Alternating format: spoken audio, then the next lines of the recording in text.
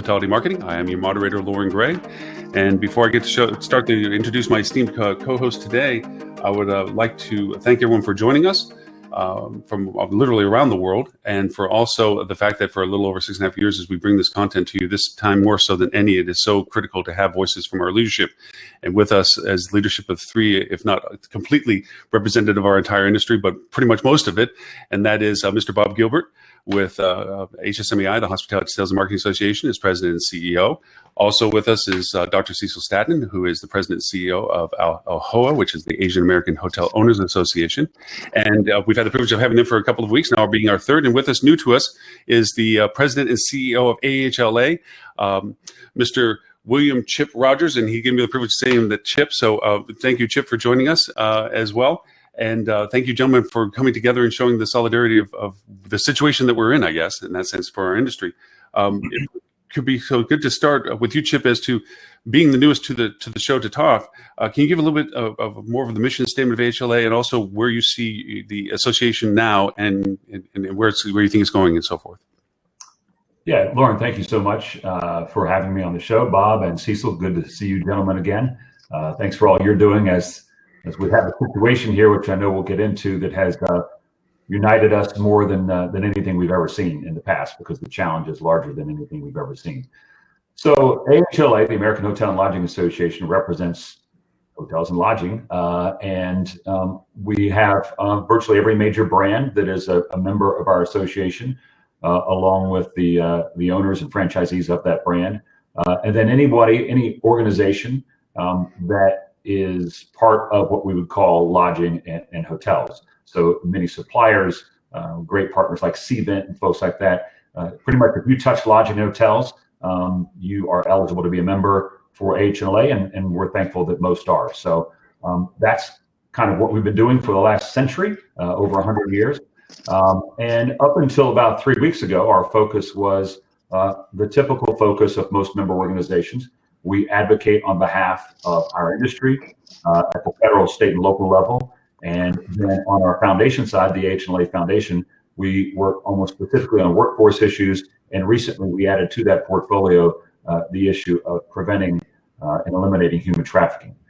So those are the things we do broadly as an association. Of course, if you go back for the first 100 years up until about 3 weeks ago, now all of our focus is on how do we deal with the impacts of this virus, how do we keep the industry alive? And we know at some point, lodging, hospitality in general will bounce back. There's no question about that. What will it look like at that point? Well, that's going to be determined by what we've been doing the last few weeks and what we do the next few weeks. How much of this industry can we save? Because we're really in that position where there are a lot of businesses that are going out of business and they won't return. And we need to do our best to make sure that is prevented in the best possible way. Thank you, sir. Cecil, sir, I know that we've had this question posed to you before in the past couple of weeks. And again, I don't mean to be repetitive about it, but it's always good to keep, for those that may not have heard of you from before, speak to it again as to the directive and purpose of what AHOA has been currently doing. Well, thank you, Lauren. It's great to be with you and Bob and Chip at this most critical time for our industry. I joined AHOA just a little over 4 months ago. And obviously, when I walked in the door, had no clue that in just really a couple of short months, we would be facing such an enormous crisis for our industry. But I'm very proud of AHOA because we have nearly 20,000 members, and all of them are hotel owners. That's essentially the key for AHOA.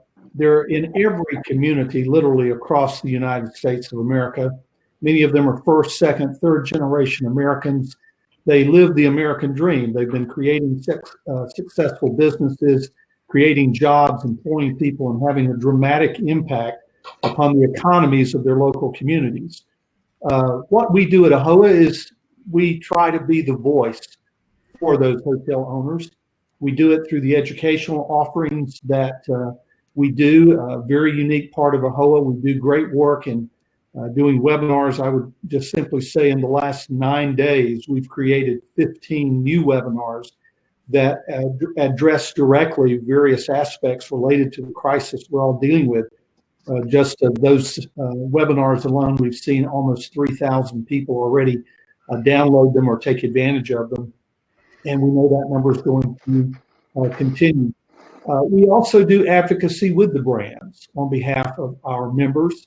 Obviously, most of our members, not all, because we do represent independent hoteliers as well, but many of our members are franchisees of every brand that we could sit here and name.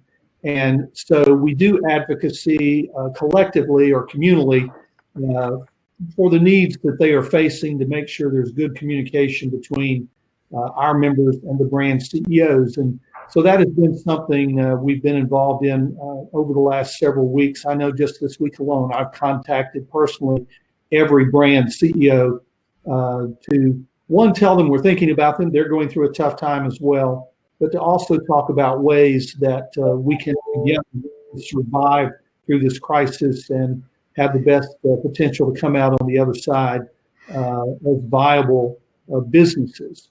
Then the other thing we do is our advocacy in Washington. We have a great team there. They've been very engaged as the CARE Act has moved through the process. And we partner with a lot of great organizations like OHLA, U.S. Travel, the Franchise Association, the Chamber of Commerce, and many, many others to make sure that we, again, are the voice of America's hotel owners as this kind of legislation is considered. So it's a great organization. It's 30 years old, but has grown in 30 years to be an organization that has enormous influence. And I'm proud to serve as the president and CEO of AHOA. Thanks, sir. Mr. Gilbert, sir, about HSMAI. Sure. Quickly, first of all, congratulations to both the HNLA and AHOA for some great advocacy work that's been done this week on behalf of the hotel industry. That's what trade associations do, and both those organizations do it really well. HSMAI is a little bit different. We're an individual member professional society, so we don't advocate on legislative issues. We exist primarily to educate sales, marketing, and revenue management professionals in the lodging industry globally. Like HNLA, we've been around almost 100 years. I haven't been there that long, obviously, but our mission simply is to help hotels grow their revenue through sales, marketing, and revenue optimization. So we do that through a variety of things, by bringing those stakeholders together through education, certification programs, strategy conferences, executive roundtables, and so forth. So like it's already been said, we've seen some phenomenal changes in the last 2 or 3 weeks, and I think we're all having conversations none of us thought we'd be talking about 3 weeks ago. Everybody knew a black swan event certainly could happen for the hotel industry, but things have been chugging along quite well, particularly here in the U.S. for a number of years now. And now everybody's putting their contingency plans, what they thought were good contingency plans in place. But as we're learning, there's no playbook for the level of occupancy declines that we've seen here in the U.S. and around the world. So glad to be here, Lauren. No, thank you. And then I don't know if you've all been on the same show together at any time before, but it's certainly a privilege to have all three of you on ours with it at this time, especially. I want to give thanks to my co-hosts who I've asked to stay into the peanut gallery chat room wings for right now, in the sense that we didn't have too many talking heads on the show today, obviously. But I do want to give credit to some of the questions that they have brought up to see if you to be asked. And to this one comes for all the three of you, and Bob will probably go just in reverse order, just be polite about this. This comes from Valyn Perini from Nor1. In an optimistic mode, I know we have to focus on the here now and what we have to still go through, but from an optimistic mode, when we move into this recovery mode, the organizations, all your organizations concerning the hotel industry, will rely actually heavily on third-party providers for inventory distribution, as they did back in the 9/11/2009 days? And if so, what are your organizations doing to help maintain a healthy balance between direct and indirect bookings? And Bob, I know that they're different in perspective for all of us, so I'd like to ask you first that question. Well, it's a great question. I'm not surprised it's coming from Valyn, because it's a complicated question and there's no easy way to answer it. But I do think the landscape is very different than it was after 9/11, both in terms of the dramatic decline in occupancy, but also in terms of the state of the OTOs. Certainly, they had matured very differently in their landscape than they were back in 2001 and 2002. The hotel industry clearly is looking to have to identify new ways to get business, but the hotel industry has really strengthened since then in terms of how they've leveraged loyalty programs to really be able to book more business direct, and that that really is critical for them. So I think that's one big advantage the hotel industry has on their side now, is they have the databases and they have the platforms and they have the mobile apps and the ability to communicate directly with a group of users that they know are their high value users and typically high frequency users for travel. So I think certainly the recovery and the distribution channels they use or become dependent upon will be different. I think the unknown is typically any economic shift like this also brings some new entrants into the market, and we don't really know who those will be or who they are yet. The landscape today, another difference from 2001, 2002 is the maturity of the shared home concept. It's very, very different. So there's a lot of different product out there too than there was 15 years ago. So different landscape on all fronts. I think the distribution battles will still be there, but those that are doing their marketing really well are going to be able to drive the volume they want during the recovery through the distribution channels that they prefer. Cecil, what are your thoughts? Well, in recent days, we reached out to the major OTAs. I'll just speak to that specifically. I mean, obviously, they have become very important for independent hoteliers. Sometimes they're a little bit of a bane to the existence of the hotels who are franchisees of the brands. I would say to you, in our conversations, their business has essentially gone away in a matter of days. They're not getting a lot of reservations right now, as you might imagine. A lot of cancellations have been the issue, and that creates a lot of sometimes extraordinary issues or challenges for the hotelier, the local franchisee or independent hotelier. So I am interested in how this may impact their business model going forward, just as they came on the scene in some respects after a period of crisis.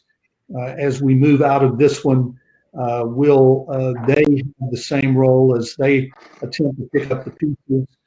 I think that remains to be seen. But for the moment, we are interested in helping our members in their relationships with them, both in terms of advocacy around the level of fees that are charged, but also just dealing with the complexities right now of this changing landscape where there are very few reservations coming in and mostly cancellations, which has its own unique challenges. Certainly. Chip, sir, what are your thoughts? Yeah, I think that the landscape has changed dramatically from when they entered into the market some time ago, when it was really, let's be honest, our industry didn't really know how. I mean, they hit on a niche that we hadn't really capitalized on. Since that time, the brand loyalty and the rewards programs have grown in a way that none of us probably could have predicted. And I think to highlight the importance of those, what you've seen in recent days are most of the major brands extending their status for their loyal customers for another full year, because they understand that right now no one's traveling. People are concerned that they may lose that status. And that is critical, because what most travelers are now beginning to recognize is that the price matching is out there. You're going to get the same price if you go to brand.com as opposed to going through an OTA, but you also get your points with that brand, and you may get other special benefits that brand is offering. So that status is critically important. And the fact that the brands almost immediately came out and said, look, we're going to extend your status for another considerable period of time is something that I think highlights just how important it is to the brands. And they understand that when we come out of this, those trusted business travelers are going to want to have access to all the amenities they had before we went into this problem. True. From those who know Mr. Robert Colworth-Wachita, one of our co-hosts, he has a dry sense of humor. And in his newsletter that he sends out, he made the comment, he says, who would have thought if somebody walked up to you 30 days ago and said that Expedia was going to be running an ad that Captain Obvious was discouraging you from travel, would you actually believe that was a reality? And it's so true. I mean, brilliant on their part for it, but that's the time that we're in for this. This question comes from Mr. Tim Peter from Tim Peter Associates. Again, brilliant man, also one of our co-hosts. Are there any concerns about long-term impacts on groups and meetings past the near term? And as it refers to this, as some data suggests social distancing will remain the norm for longer periods then the shorter term effects begin to wind down. What do you think hotels more dependent on that business do now to be ready if meetings and groups face a longer recovery? I know that sounds like a very long-winded question. My apologies. I was reading it more state by state for that. Chip, do you want to try to tackle that one? As to what do you think? How's the group landscape, compared to what we're facing now and the residual effect of literally our social norms changing? I'm going to want to stay farther away from you for the uncertainty of this continuation of problems and so forth. Does that change our group landscape, and how should we adapt to that? I guess it's probably a short abbreviation of that. Yeah, I believe it will, particularly here in the next 6 to 9 months, most likely. But the reality is these group meetings, these conferences and conventions provide enormous value. So I don't think we're ever going to get away from that. As good as this technology is that we're experiencing right now, it still doesn't compare to a face-to-face meeting.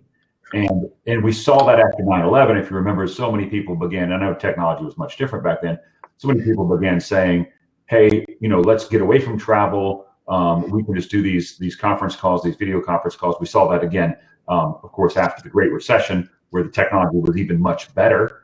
And yet still, meetings and conventions bounce back, and they bounce back stronger than ever. There's an enormous value in those. Face-to-face meetings aren't going to go away. Social distancing will be with us for some time, but the reality is once we get to the point where this is treated just like the flu, because there's a vaccine, there are remedies for it if in fact you do get the virus, then I think people will behave as if it is the flu. Now, in our industry, what we're going to see though is first and foremost, the leisure will come back because there's enormous pent-up demand. There's a lot of families right now that are saying, wow, I wish I could be on vacation. I wish I could be on spring break. I'm looking forward to summer vacation. That's going to happen. The second part of that is business travel in general will come back because we know that those face-to-face meetings is typically what seals the deal, and people aren't going to be willing to give that up. But the third part that you reference here, the large meetings and conferences, that'll be the last part to come back. But I believe it will eventually come back because there's value in doing so. Very much so. Well, if I may jump into that, we had one of our virtual roundtables yesterday for the chief sales officers, and we had 16 major brands represented on that call. And so one of the questions we specifically asked was, what are some of the positive trends you are seeing in the last 14 days? Because certainly we know there's been lots of negative trends out there. But I think the group overall was encouraged. One of the questions we asked them is specific, what are your customers telling you today? And it was interesting that they talked about things like leads are still coming in. They saw rebooking starting as early in the summer. Q3 and Q4 really have not been impacted yet from a group perspective. There's a lot of clients still willing to sign 2021 contracts. So there's still a lot of activity going out there for future periods. I think the big unknown, or certainly the big hole, is still going to be Q2 for most of the hotel industry, that in terms of the group market, all markets actually in Q2, but group activity in the future appears to still be on pace. And one CSO made the comment that there came across a number of customers still were booking in future years just to support the hotel community. So business is still out there, at least if we can gauge anything from what customers of large group meetings are telling the hotel industry right now. It's that we have every intention of rebooking a lot of this business, and we're going to keep coming. And if anything, that may create some positive pressure on the hotel industry in Q3 and Q4 if they come back at the pace which they intend to at this point in time. Still a lot of unknowns out there, but at least some positive sentiments in terms of what customers are telling our key brand sales executives right now. Mm-hmm. Lauren, I have to say this question is near and dear to my heart. I think I agree with what both Chip and Bob have said. There is fear out there, and who knows how long it will take for some of that to lessen. But obviously, AHOA this year made the decision, a very difficult decision, to postpone our convention and trade show till August. Obviously, we don't know what is going to happen between now and August. But I will tell you just some interesting little anecdotes. I mean, first of all, when we do surveys of our members, one of the things they point out as being most valuable is the networking that they do at our events. AHOA does a lot of events. Last year, almost 200 events. And for our trade show, which is one of the largest for our industry, it's a place where business literally takes place on the floor. And so it's important to our vendors. Now, as we're looking to August, we've seen some softening. Our registrations have gone down, but not as much as you would think. We still have 4,000 people registered for our convention in August. We still have over 740 booths. People are holding on. Even yesterday, I was talking to James Jenkins in our sales department. Even yesterday, I think they had 6 inquiries from people asking about a booth at the AHOA convention in August. So that gives me the feeling that there is still hope out there. There is still anticipation. We will get to the other side of this. And obviously, that's a very specific situation for AHOA-Con. But I'm hopeful that people will come back quicker than hopefully we fear because of that dimension of interaction, human interaction and networking, which is so important, particularly in our industry and for so many others. And we provide the means for that to take place. So I'm actually hopeful. I agree. It's probably going to be down for a while. Is it 6 months, 9 months?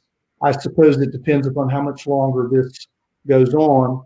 But I'm hopeful, and we certainly hope we're going to get our convention in August. Certainly. If I may interject with this, I think from promoting this show yesterday, Kat brought out a very good point. Kat Mohammed, one of your director of education for AHOA, actually, she joined me on a live LinkedIn webinar, LinkedIn yesterday to talk about the fact that we're having this conversation today. And one of the things we said now, so more than ever, is a reaffirmation of the very value foundations that each of the associations represent. You know, if there was ever a question of why you should be a member of something, why you should participate in an aggregation of similarity, now is more so the definition point than ever, because this is where you receive your best information. This is where you receive your solidarity. This is where you receive your how to move forward conversations, rather than, you see all these things popping up in media right now, a lot of white noise. We joke about it. It's like everybody's turned in from a real estate mogul to a coronavirus professional. So there's a lot of white noise out there. You all represent the solidarity and the singularity of seeing it from the perspective of the industry.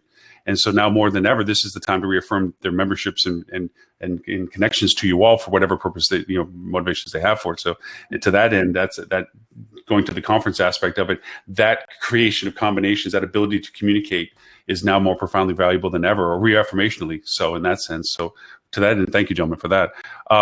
One other question came also from from Robert Cole, and this was in relationship to, going a little bit to what you said, Chip, as to where you see the progression of growth from segments of our industry, and you're saying conferencing was last to it.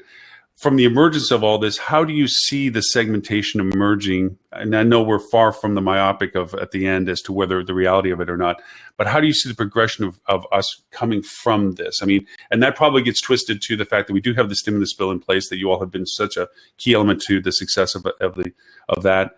But how do you see all this forming in the forward? If you were to see it from just this current perspective, of course, that's just in the mind's eye, but how do you see us coming from this? Who begins to walk out of the cave first and look for the light? Well, I think we look at this like a three-legged stool, and you start with leisure travel, and then general business travel, and then meetings, events, and conferences. It'll go in that order. The question is, though, when, and Cecil pointed that out a moment ago, how long does this last? Because it's not when the virus goes away, because the virus will probably be with us forever in some form. It's when the fear goes away. And so when do we as a nation say, all right, we're no longer fearful of travel?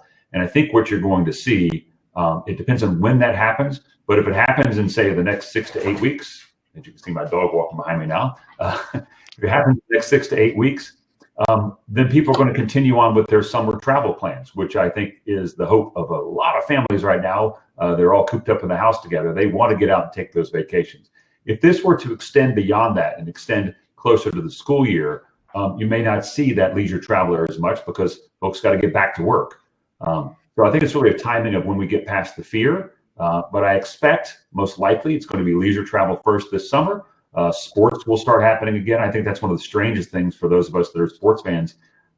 There's no sport.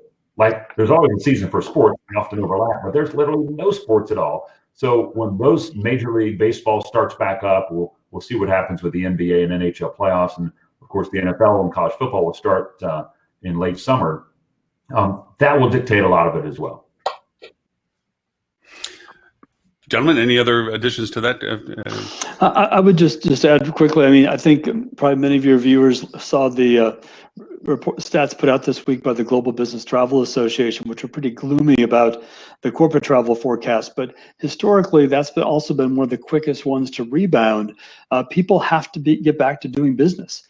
Chip said this earlier when he's talking about the value of face-to-face meetings. People need to do business, and for major corporations, they need to talk to their customers. They need to get their people on the planes to go talk to clients and prospective customers, and there will be a pent-up demand for that. I think we'll see.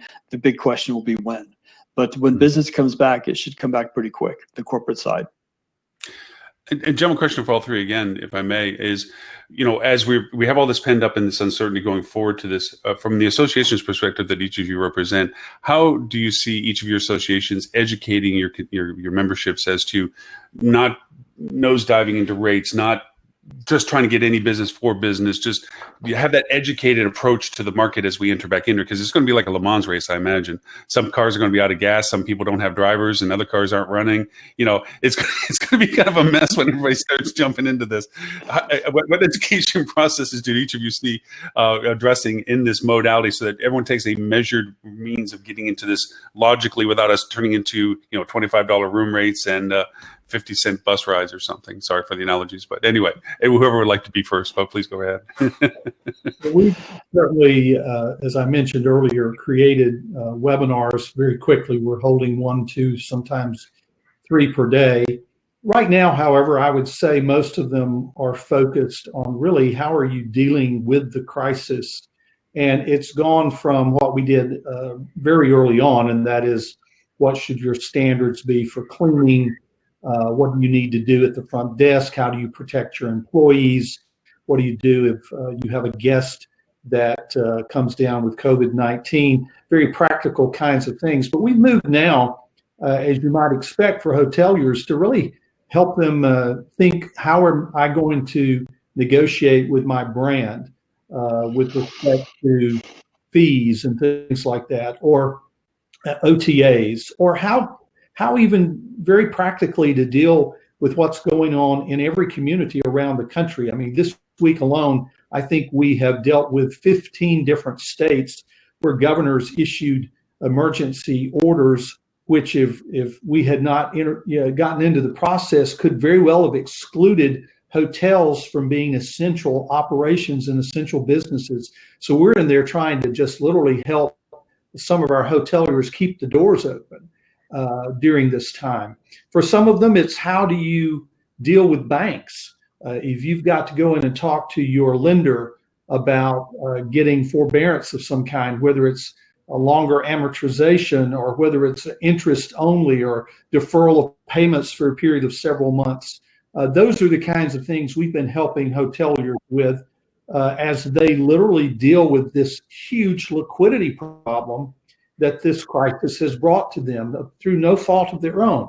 And then, of course, within the last several days, we've shifted gears. We've held 21 regional town hall meetings, virtual town hall meetings over the last 2 days between our officers and regional directors and members across the country, involving thousands of people, just to let them know about the CARES Act and what is in there and what they need to be prepared for once it goes through rules and regulations, assuming we get it passed through the House today and President Trump signs it, or tomorrow at the latest.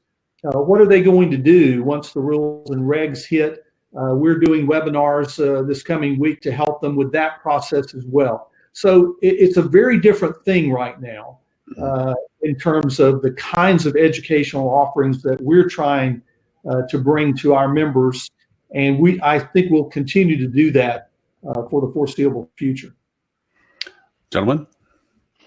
Well, I think, Lauren, our swim lane has really been very different from Cecil's because we're different organizations, but our focus has really been on how do we prepare the sales, marketing, and revenue management folks for the recovery, and what should they be doing now, and how do they really prepare for the recovery in a way that will really help them accelerate as quickly as possible.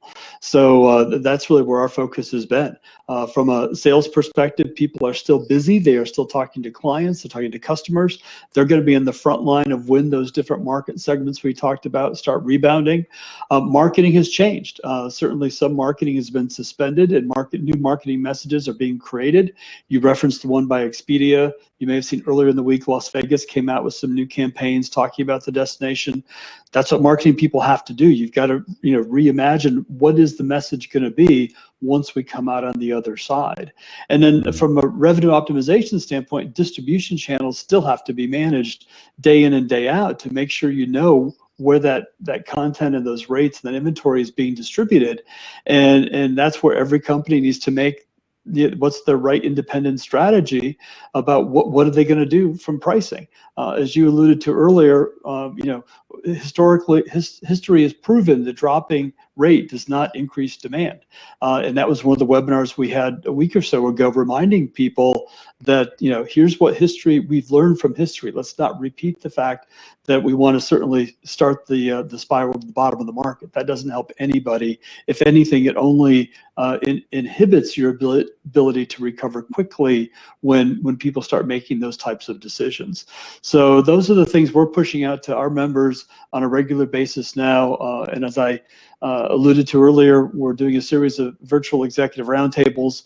Earlier this week, we talked to all the chief revenue officers of all the brands.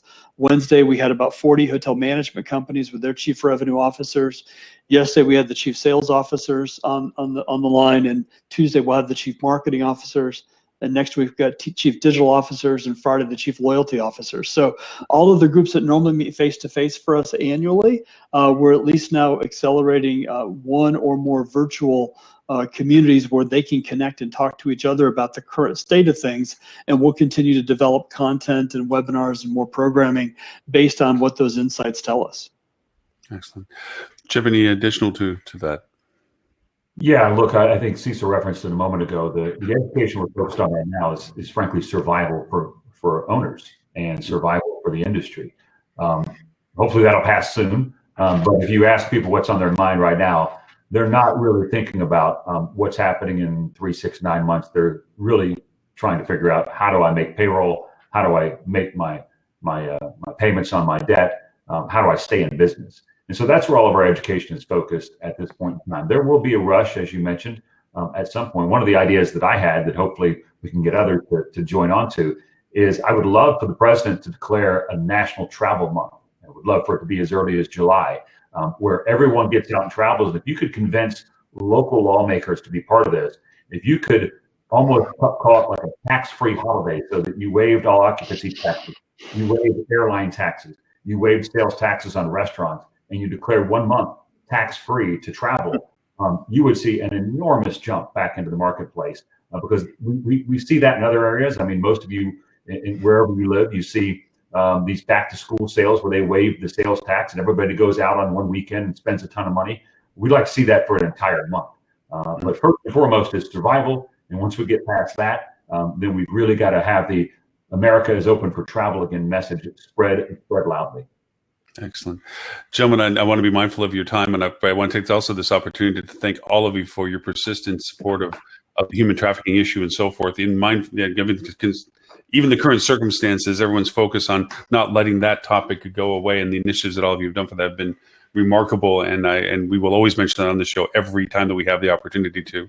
And thank you very much for all of that, for that. And I also want to make an open, there was plenty of other questions, and as you can see from some of the chats, and I apologize for everyone that we weren't really taking questions to offer everyone today, because literally there would be too many to ask, and we'd occupy your entire day trying to get these through. So we thank you very much for everyone that has offered them, and we'll offer them to everyone, as well as if you feel inclined to go over and get back to any of them, or we'll address them in conversations afterwards. But is there any closing aspects that you would like to make sure we talk to?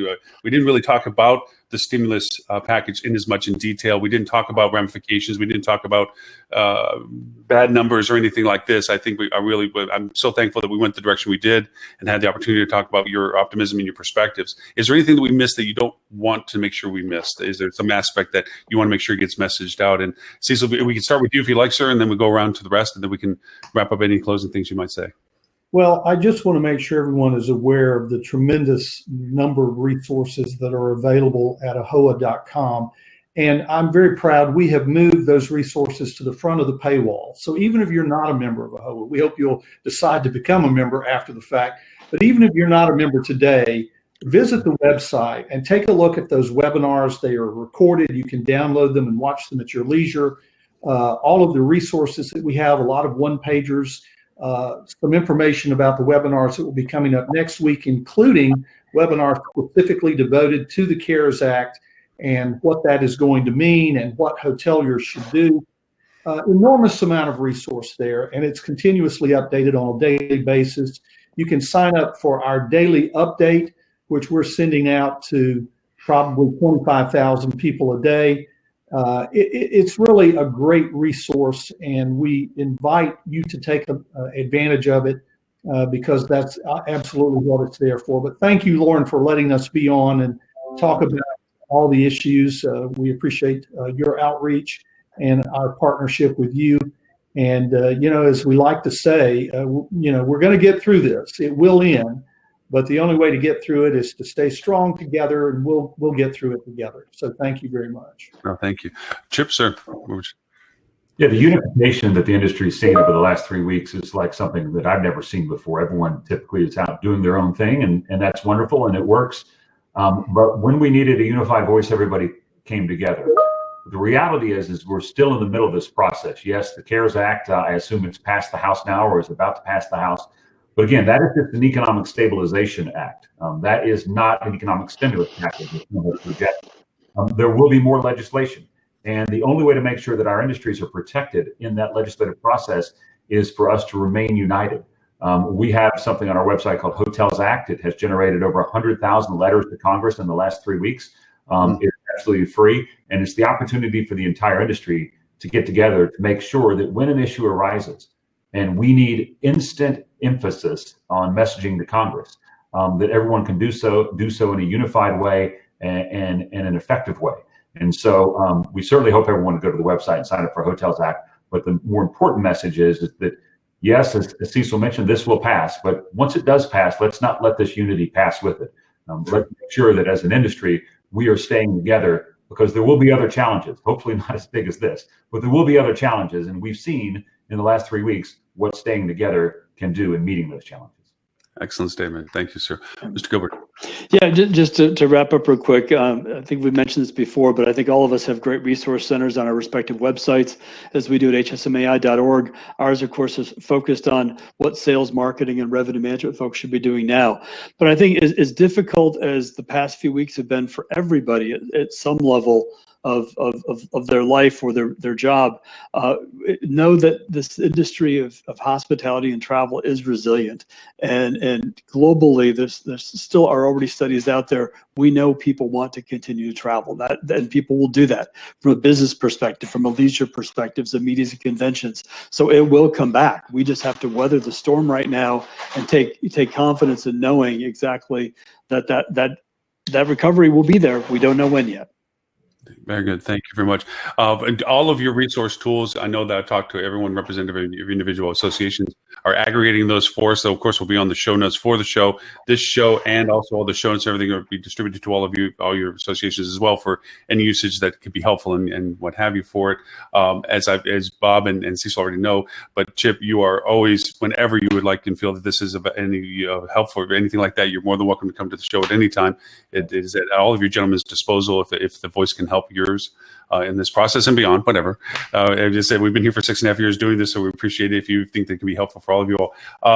You can stay as long as you would like, gentlemen. I know that we only asked for your first half hour. We continue on in conversation, and you'll have a lot of other co-hosts pop on and want to break down some of the conversations and so forth. We always have topics and all, but again, if you want to leave, you can just simply hit the close your tab button. I think that's the easiest way to do it. But Mr. Gilbert, if people want to go over again, just as a reiterate, we'll go through it. The website name again is hsmai.org. And Cecil for AHOA.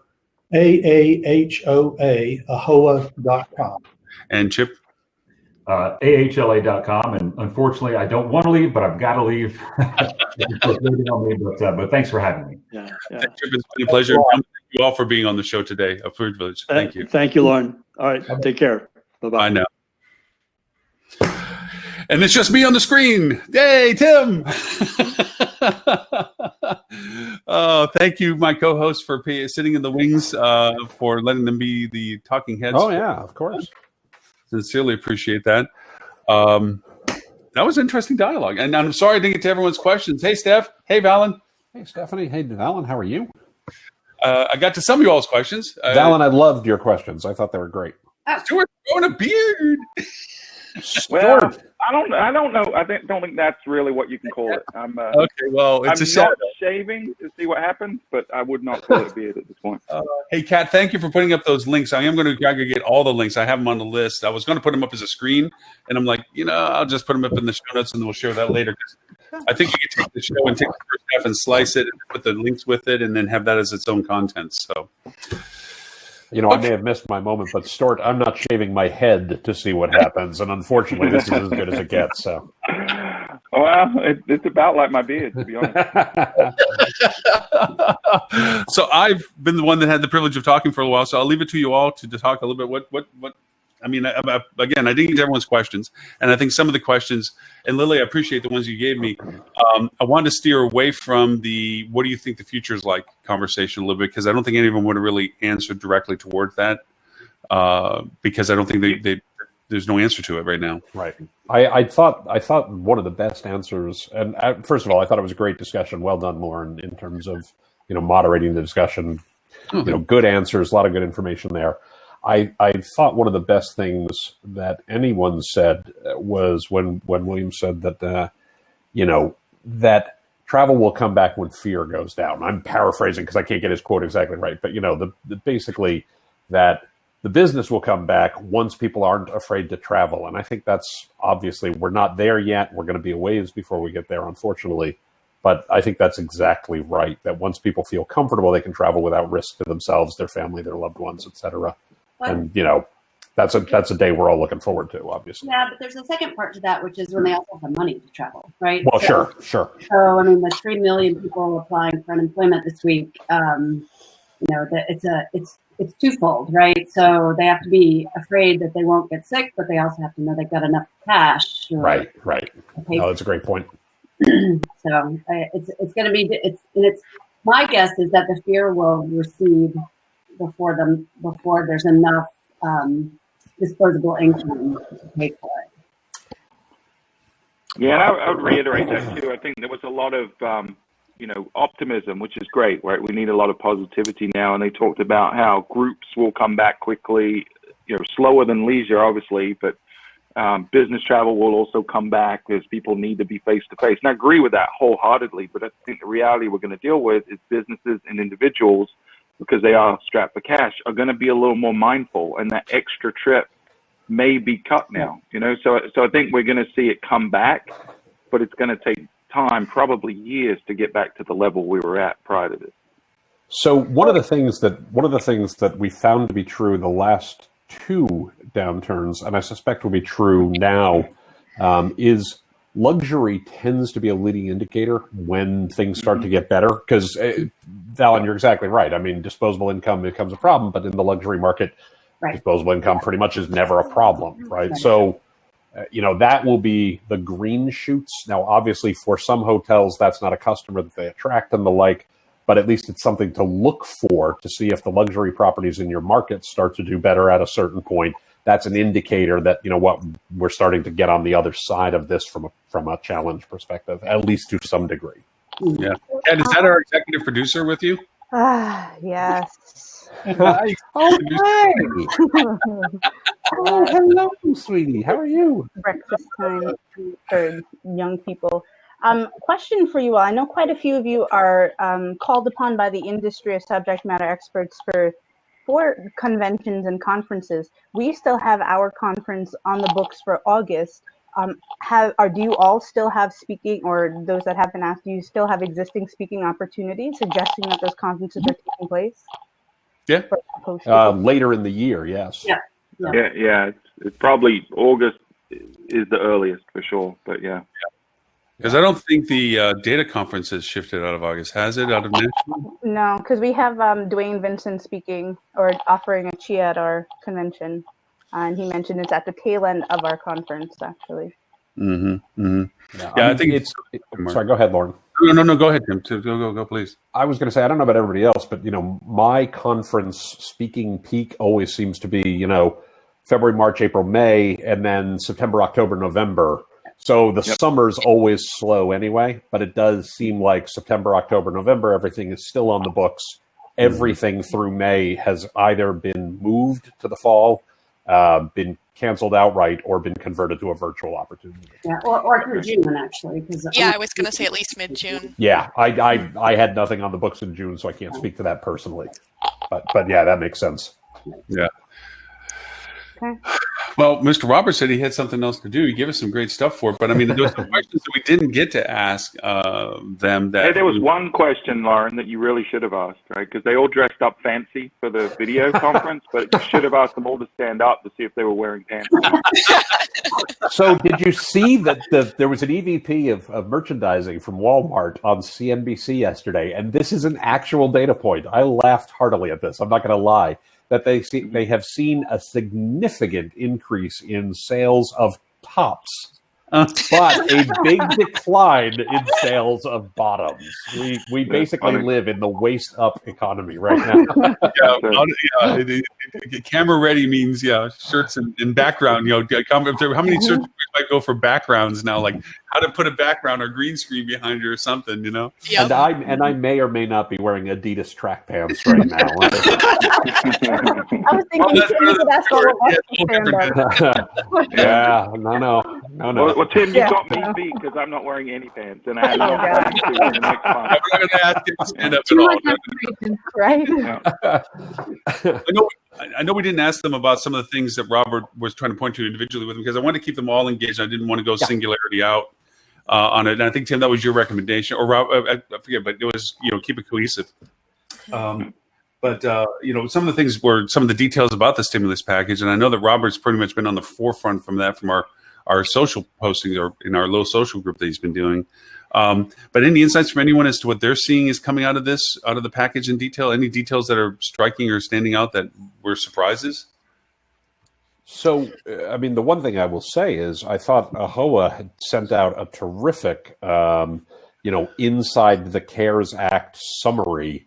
That's an 880-page document. I know at least one of our cohort has spent the time to actually read the whole thing. I would be lying if I said I was that individual. But I thought AHOA did a really, really nice summary. And anybody who needs a copy of that should definitely check out on AHOA's website because there's a very, very good summary about, how it affects the hotel industry, what you can do, some really good insights into the key parts. I apologize. I forget who said this of the folks from the associations on the earlier part, but one of the things Stuart and I talked about on the Fuel podcast a week ago was talk to your banks. I mean, obviously, I don't mean to be morose about this. I don't mean to make a really dark joke. But if there's one thing that your local lenders want to own less than a hotel in the market, it is owning all the hotels in the market. So banks have been extraordinarily flexible, and now with the CARES Act, they've got some flexibility in terms of things they can do to work with you to ensure that they can go to interest only, or you can defer payments or things like that to kind of work through whatever downturn is going to be. And I thought that point about talk to your lenders and understand how this act influences what your lenders are able to do for you is really because this all goes through approved SBA lenders, which I only know because I read the AHOA update, is a great way to approach this. So I would strongly recommend checking that out. Yeah, and if you've already spoken with your bank and you're dealing with a national chain and you're not getting the flexibility you need, I know local banks have really stepped up in a lot of the markets I deal with. So, maybe this is time to look at who you're dealing with from a banking perspective, because there is a lot of opportunity and flexibility right now to defer payments and eliminate that cash flow crunch, which is really what's creating the panic and forcing people to do irrational things like cut all of their marketing, which is crazy right now to do that. Yeah, it's really just very short-sighted, but I think it'll also be very interesting because from what I understand in the stimulus package, a lot of the funding that's coming through the SBA loans will be forgiven if you maintain a certain level of staffing. So before everybody panics who's already closed their hotels and laid off their employees, you have the option to rehire those employees, and there's a little bit of time, before all of this goes through. But from what I understand, I was on a webinar with a CPA firm earlier today that clarified a lot of things. It sounds like they're going to use your staffing levels, your average staffing levels from 2019 as the basis for that. And then the amounts of the loans are going to be predicated on your average salary amounts from January through February, as I understand it. So for those listening who may have already done layoffs or are looking at doing layoffs, you won't necessarily be penalized as long as you rehire those staff members. And then a lot of the loans will be forgiven as more of a grant at the end of whatever period of time, which is still a little undefined. I don't want to be a monger of like, oh, I heard this or heard that or something, but in one dialogue I was with, somebody was proposing the fact that the money's bailout for the airlines is with the strings attached associated with it. They have to bring all of their previous routes back online at once. They can't trickle it like they did last time. Has that been? Okay, I'm not going to cut farther on until for certain on it because I was when I was in. I'm sitting there going, well, that's really smart if that's the case, because that means we can actually get a lot of people traveling because rates will be low and so forth. But if it's not substantiated, I'm going to keep it going in conversation. Because but if that is true, that guarantees the airlines will lose money. So I would have a really hard time if that's true, I would say that I would have a really hard time understanding the justification behind that. I mean, why would you do that? Why would you force the airlines to lose money? Right, because demand is not going to come back. That's right. Right, all on the same day. Right, demand is going to. That would be like saying to Marriott, you have to open up every single one of your hotels and every room, May 1st, every floor, every room, full staffing. Right. Right. So. Yeah, not that Congress couldn't be short-sighted on these things, but well, we'll bring up one article that Robert did give us out of his very well curated list every week. For those who aren't aware of it, if you're there's a list that Robert Cole sends out to us that we use as kind of a benchmark. Sometimes we get to it, sometimes we don't for the show, and that is it's at bit.ly/rock cheetah. You can sign up to get it free each week, just like we do. But one article he brought up was the owner of the Dallas basketball team. Mark Cuban. Mark Cuban. There he is. How you treat your workers during the pandemic will define your brand for decades. And I think that is a viable point because right now I'm hearing horror stories, good and worse. Yeah, I'm glad you picked this one. This is the one it pushed my buttons in all the right and wrong ways, because I could not agree with him more. And I don't always agree with Mark Cuban. He has some out there kind of opinions sometimes, but I could not agree with him more that this is not a money situation. This is a people situation. And we're in the hospitality industry. Tim said something on our podcast last week, which really has resonated with me, and I've stolen repeatedly and used a lot, which is a lot of people don't get into the hospitality industry for the money, which is probably a good thing, right? Right now, we don't have money to worry about. We got in it for the people. And it's shocking to me to see how many businesses really have shown their true colors in the last few weeks in terms of vendors who aren't treating their clients the appropriate way. Right. Or on the other side, the ones that are doing a really good job with their clients. Or hotels and management companies that just knee-jerked and laid everyone off without considering the ramifications, or at least making it as painless as possible. There are simple things that businesses can do right now to make a terrible situation a little bit better. For example, if you lay someone off, if the business submits the unemployment, then they give the people get the money in 3 days instead of 7 days. So there's a lot of people they went straight to the spreadsheets and didn't consider the human ramification. And that is going to have a long-lasting impact. There are going to be vendors, there's going to be hotel management companies that do not survive this.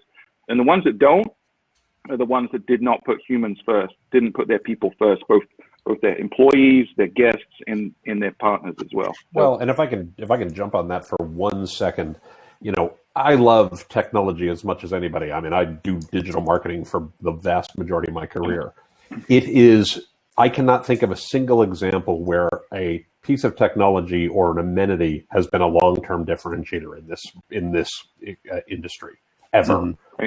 Correct. You come out with a cool amenity, you come out with a cool technology. Pretty soon, everybody has it.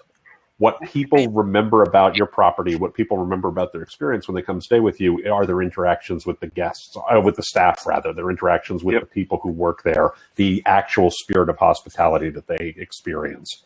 And, when you lay people off and do it in a bad way, and clearly you need to do sometimes what you need to do to make sure you survive. So I don't mean to suggest you need to keep, resources if you cannot afford to pay them. At the same time, how you do that and how you treat those people on the way out the door has an impact not just on those individuals, but on anyone else who stays and can create bad experiences and the like, which then leads to bad experiences for guests. And that I completely agree with this in terms of how it will define your brand for some time to come. Yeah. And I think also, you have to think about not just how you're treating your employees in the short term, because in some cases, for example, in a hotel closure, you may be shutting down your hotel for a couple of months in order to ensure that those people will have a job in a couple of months. If you try to be nice to the extent that you run yourself out of business on a permanent basis, is that really helpful to your employees in the long term? So I think that even with the loan forgiveness and things like that, bringing back your staffing levels, you really have to crunch the numbers and understand what makes your business viable in the long term. Is it taking the loan and being forgiven of that and just finding something or other for your employees to do? Is it something else that involves, staying shut down for a certain period of time? And that answer is going to be different for everybody, depending on their cash reserves, their daily nut, all of these different things that they need to be really thinking about. So my number one advice, I think, to everybody is don't make emotional decisions. Don't jump to decisions quickly without taking the time to really sit down with a clear head and work out everything that you need in order to make the right decision for yourself and your employees. But absolutely be transparent. When we looked at the fact that we're going to have to lay off some employees, we let them know from the moment we knew that there would be potential layoffs. And we've been working with each person based on their financial situation to do whatever we can to cover them, either with health insurance or things like that. So I think that you really want to do it from the perspective of taking care of your people first, but that may or may not involve keeping them employed. So I just want to be clear about that. You really have to think through all of the ramifications. You can take care of people without employing them, right? The reality is there are people that have to be let go, and right. It sucks. But there's a way to do that with compassion and empathy, with a parachute that enables them to not have more stress on them than they already have. So absolutely, it's about treating everyone as an individual person and showing empathy and caring for everyone. Well, one of the things that I thought was really nice, a property that I work with, a small group that I work with, has a restaurant, and they had to close the restaurant. They were required to close the restaurant by the state. They were, had to close down quite a few rooms, et cetera. And they made sure that as they were closing the restaurant, they went through the refrigerators and the freezers and actually, pass that out to employees as they were leaving to make sure that they had, a refrigerator full of food for the next week or two, things along those lines, and are continuing to collect groceries in the neighborhood for the housekeepers and folks along the, from the local community, for folks who may be impacted by this, who were, lower wage earners and the like. If I may introduce Ms. Gretta Brooks, who is the president and CEO, right, of Sales Boost. I've had the privilege of being on some of her webinars, which as a resource will actually be on our list. The webinars have been phenomenal last week, and I think we're having some come up next week, and I get to play in one of those too. But Gretta, hello. Hi, welcome. Thanks for joining. Oh, no audio. Can't hear you. Uh-oh. There's somewhere in there. But all the same. The good points are made. Sideways for everyone else as well. What's that? I think she's vertical. She's on the phone. I think she's on the phone. I don't know. On my screen, she's at a 90-degree angle. Oh, really? Vertical with me. She Nope, looks she's fine right with side up. mine. Mine's, yeah. Greta, you're tilted She's in according portrait to mode for me. Stuart's tilted, so it doesn't really make much difference, I don't think. Yeah, it's okay. I'll just do this. Yeah, I think it's Stuart. Stuart, what kind of liquid breakfast did you have this morning? Well, I had to record an episode of the podcast this morning. It's illegal in the Fuligan world to not drink while you're recording our podcast. I had to start early. I don't know why, Greta, you're on mute. Let me see if I can unmute. There, try that now. No, still nothing. No, It's on that side. Yeah, it's on this side. It's not on that. It's not on this side. It's on that side. Your phone, the microphone is not on or something, but it's on this side. Dang it! Hey, can I cover some late breaking news while Yes. Greta's getting her? Sure, Yeah, sure. please do. Please do. I heard you guys when I was Want me to coming. do the sound effect, Robert? Yeah, exactly. Very nicely done, Lauren. But I was listening. You guys were talking about what was, the stimulus plan and things like that. Our friends at Cleveland Research wound up sending out a little note since the show has started. So I'll just read it very quickly. Title I of the bill. So there's not really anything earmarked for hotels the way airlines have it, right? Airlines, it's like $50 billion, and it's pieced out to cargo versus passenger versus contractors and things like that. For hotels, Title I of the bill has the $350 billion of loan forgiveness grants for small businesses. So hotels are basically being treated as small businesses, not as a separate. Right, they're defining as fewer than 500 employees, correct? Right. Is Yeah. I have those. There are 54,000 hotels in the U.S. Kat probably can fact check that number for me. 33,000 of which are considered small businesses. Each small business hotel under 500 employees or $35 million on a $35 million in revenue on a per hotel basis can receive 2.5 times the monthly payroll to cover a variety of expenses, which are rent, interest, utilities, etc. These small business loans are grants forgivable. We did have some conversations kind of earlier in our little messenger feed. I believe February 15th is the date for looking at what the pre-crisis staffing levels were, but I'm not exactly sure how the details are. according to a HOA's summary that they sent out, they list February 15th is being the retroactive date. So anyone who was furloughed or laid off after February 15th, after February 14th, technically can be rehired and still be eligible. Okay, yeah. So that's one. And then number two is the famous $500 billion through the Treasury Department, right? The challenge with the $500 billion through the Treasury Department is they still have 10 days to draft what they're going to do with all that, right? So that's going to be interesting, but that is really going to be more in the form of loans. So for the most part, they have to be repaid back. The small business loans are grants that are forgivable, so that's a big plus for those. And so, yeah, they can be used. If these funds are used for just wages payroll, they can be converted to a grant, right? So we'll have to see how that part goes as well. So anyway, so that's kind of the pools of money. That's not for the hotel business. You're fighting against a lot of other industries, right? Yeah. So I'm not sure how much there's really going to be to rely on. But I think the number one was those grants for the small businesses. So, but it's capped at $350 billion. So, I think we get Greta's audio back. I'm thinking, Greta, did I say something? Greta, nope. We can see the ceiling fan moving. We can see the ceiling fan move, so we know Greta's there.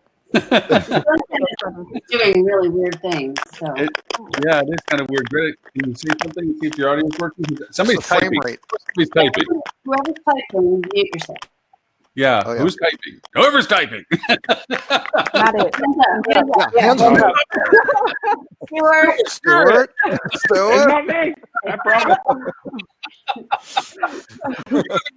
Stuart. And actually, I'm so sorry. I have to drop off. I was hoping to hear a little more of Greta. Hi, Greta.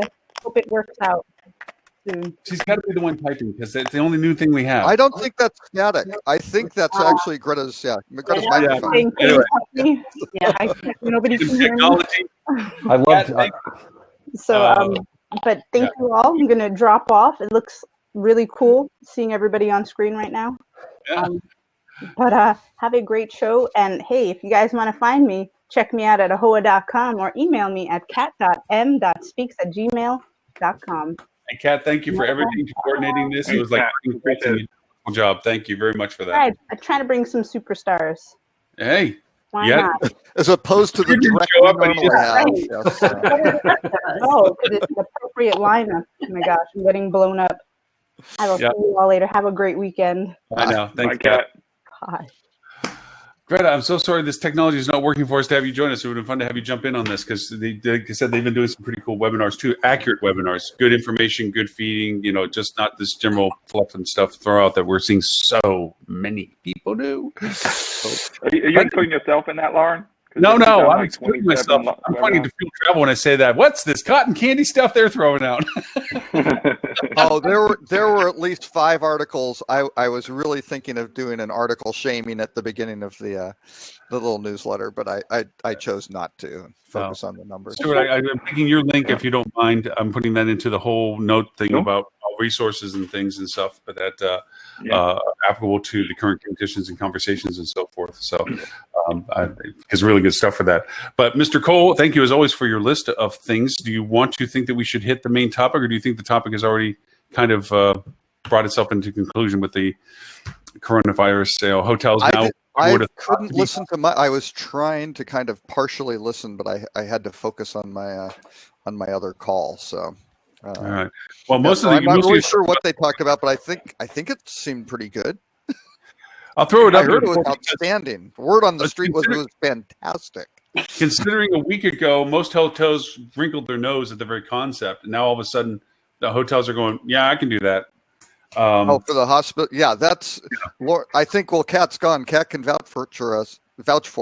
What was a week ago Thursday? What did Lauren and I talk about? We said, "Hey, forget this tricky little marketing things. Why don't you go talk to your local county or city health department and the local hospitals to see how you can help?" Right, and that's where the demand is. So.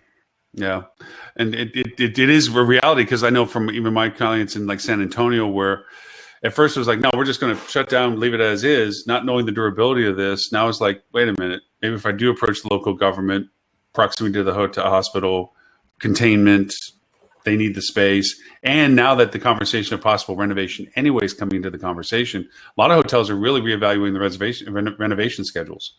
Yeah. Where it's like, okay, maybe while this is, why not? Since we don't know how long it's going to be anyway, and nobody's saying no to loans for this right now because they know there is a light at the end of the tunnel.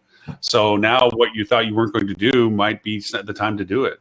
So some hotels are looking at say, okay, so we'll be a coronavirus support area for a while, and then when that gets cleared and everything else, we just go into reno. And clear it up that way, and then come out of it with a higher, better product and that we can call more to ADR potentially for and stuff. Yeah. Steph, you're dealing with brands all the time. Anybody talking like that? I mean, is some of these brand people going over saying maybe now's the time to just be this and do that? At least on the most of my contacts on the marketing side, and pretty much everyone's gone dark. I don't know how many of them still have jobs at this point, but they've turned off everything. They've told you to go dark on social. They've turned off all marketing, and it's in a. Wait, what? What? I wouldn't go dark on social. Dark on social? That is the worst advice I've ever heard. That was Marriott's advice to my Lord. back. And they've turned off all of the meta search and turned off. Trying to let's break it down, right? Let's unpack that. If we look at the travel journey, right? One small component of that is the stay itself. But every other component of the journey, the dreaming, the aspiration, the planning, the memories, the sharing, every other piece of the journey still exists and can be done really effectively on social right now. If you look at some of the Flip2 clients and some of the phenomenal campaigns they've pushed out there, it's really inspirational. People need hope and they need to dream now more than ever. And social is the platform to do that. So that is ludicrous. I think the problem is they're probably concerned the social media so many times resolves in the hands of, an intern or an admin or a DOS that doesn't understand the communication messaging. So all they're pushing out is like, here's an isolation package, here's a staycation package, I don't think there was a lot of people weren't prepared robustly to have the right messaging out there. So, I mean, it can very quickly backlash, if you start communicating properly. I mean, it can turn on you fast. So I think that's where their concern was. But that's good messaging. If you're concerned about having, been furloughed and having no income and feeding your family and paying your mortgage, hey, buy this is not quite the right message. Right. So. Right. But about like when things get better, because they will, right? Here's a beach. Yeah. Here's a snow-covered Alp. I mean, absolutely. The idea of the dreaming part is valid. And also, so Radisson, I was looking on LinkedIn and Twitter, Radisson is doing some really nice stuff, right? Corporate Radisson, they're helping all their hotels that are still open figure out how to make heart-shaped designs of lighted rooms in dark towers. So they've got these photographs of all their hotels from around the world, Moscow, Frankfurt, with, especially that sit on the sides of the curve, so you get that nice reflection in the image of those hearts. And that's really, that's nothing. That's really kind of a little nothing, right? It's just, it's not selling. It's not anything. It's just this, here we are, sort of we're in this with the rest of you. Right. Well, and we care. 2 points. We want your money. Correct. And 2 points to add to that. One, with regard to what Stuart said, people love shopping for travel. Like that's actually a thing people legitimately enjoy. So there's an argument to be made. Again, if you message it correctly and it's not buy, there's something to be said for you're actually creating great experiences for people right now who have some time on their hands of, someday this will be a nice thing that we'll be able to do. Right. And then the second thing is that, and we've seen people make this mistake again and again and again. Hey, Ed, let's say for sake of the argument, this all wraps up and everything's perfect. I'm just going to pick a date at random, on April 11th, Easter Sunday, somehow magically everything's better. And, suddenly now you have to start marketing. I'm sorry. I just picked that date out of thin air. Reflexive action. I apologize. There was no reason for that date whatsoever. I just picked it completely at random. But let's just say that turns out to be the case. You can't start marketing on April 11th and hope that you will have people in your business on April 12th. The mistake that people are making when they go completely dark on these topics is that they assume we can start marketing when people are ready to travel again, and that will work out. And if it is, June 1st or July 1st or whatever, and you start marketing on that date, well, you've lost all of that month too. And that's putting yourself further behind the 8 ball on the recovery. And there is academic research and real world experience that we've all had that backs up exactly how true that is. You don't want to start the engine going the day people are ready to travel again, because you will already be behind. Think about it from the perspective as if you're opening a new property that never existed before. You wouldn't wait until you opened the doors to start marketing. That's exactly right. Months in advance. It's the same principle right now. Also remember that all these different ad platforms aren't held to anti-price gouging. So, when they all of a sudden get flooded with budgets, you may be paying more per click for your keywords than you were prior. Whereas right now, you could be paying a fraction of. Yep. That's right. Yeah. My clients that are still running are crushing it, and they're able to get to keywords they would never have dreamed to get to before, because they can go super broad because there's zero competition. They're guaranteed the number one spot, and the ROI is tremendous as long as your messaging is right and you're targeting the right audience and the right dates with the right packages. I heard Tim saying something about being anti-in-sync. No buy on the on the messaging. Yes, that's the only reason I'm anti-in-sync. Otherwise, I'm learning to be all fair, the moves right now for my TikTok.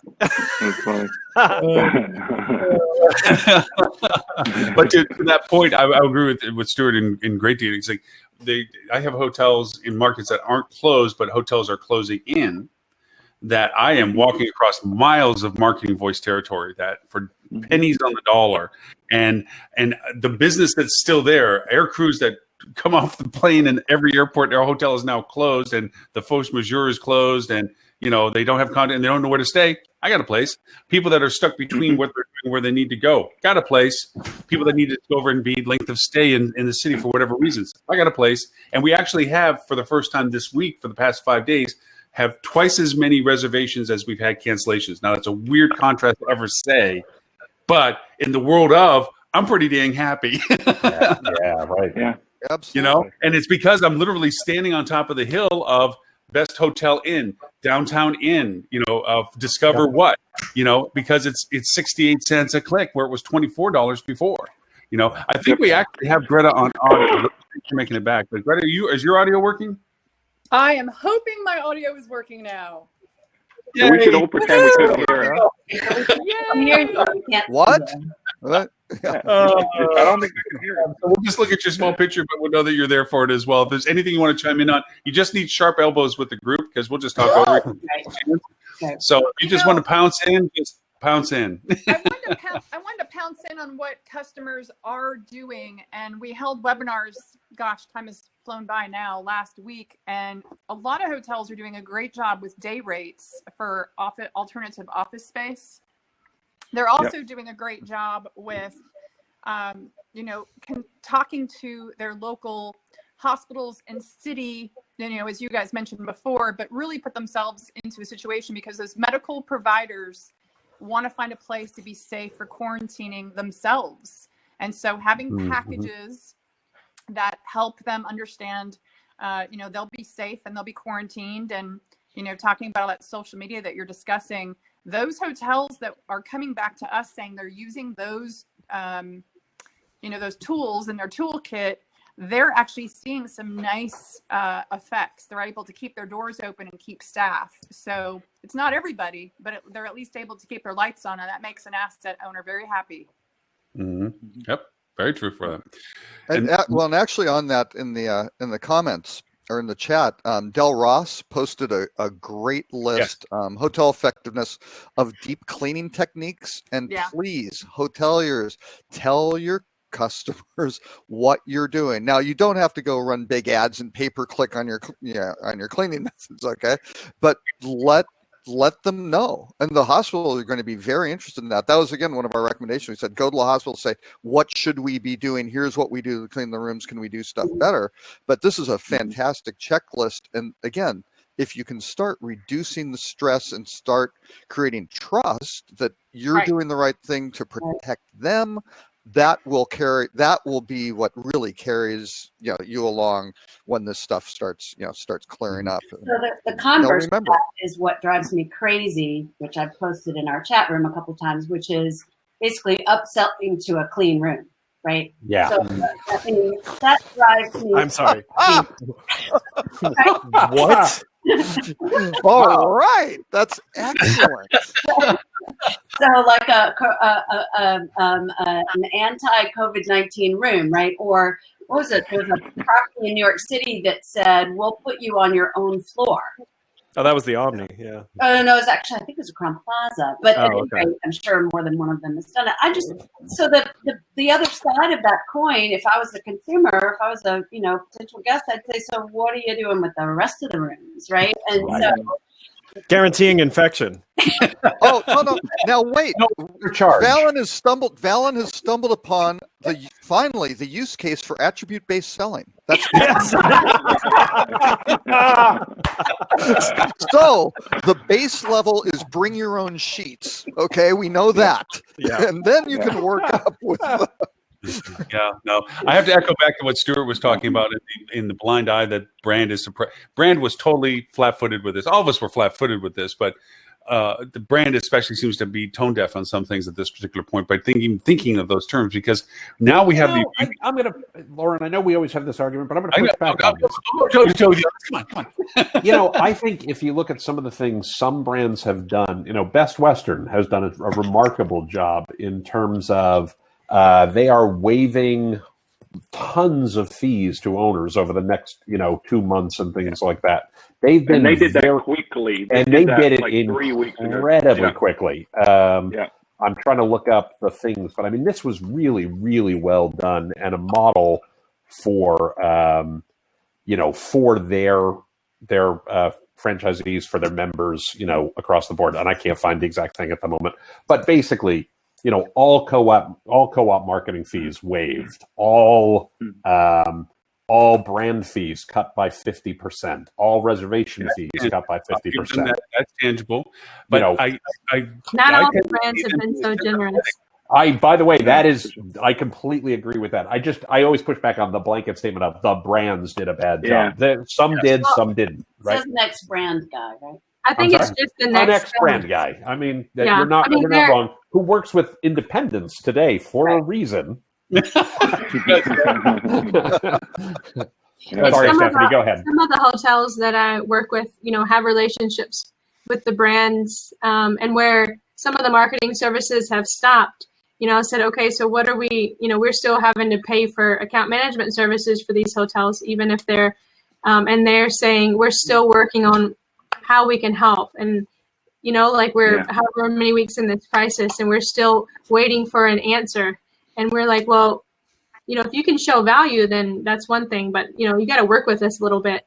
So we're still awaiting responses. Right. I mean, Ross, if you look, he's making some good points to all of this. Stuart, go ahead. I'm sorry. Go ahead. I was going to say, I'm a member of a bunch of different rewards, programs with the brands, and I don't travel a lot and stay in brands. I try to stay in independence, but I have, a Bonvoy card and a Hilton Honors card and things like that.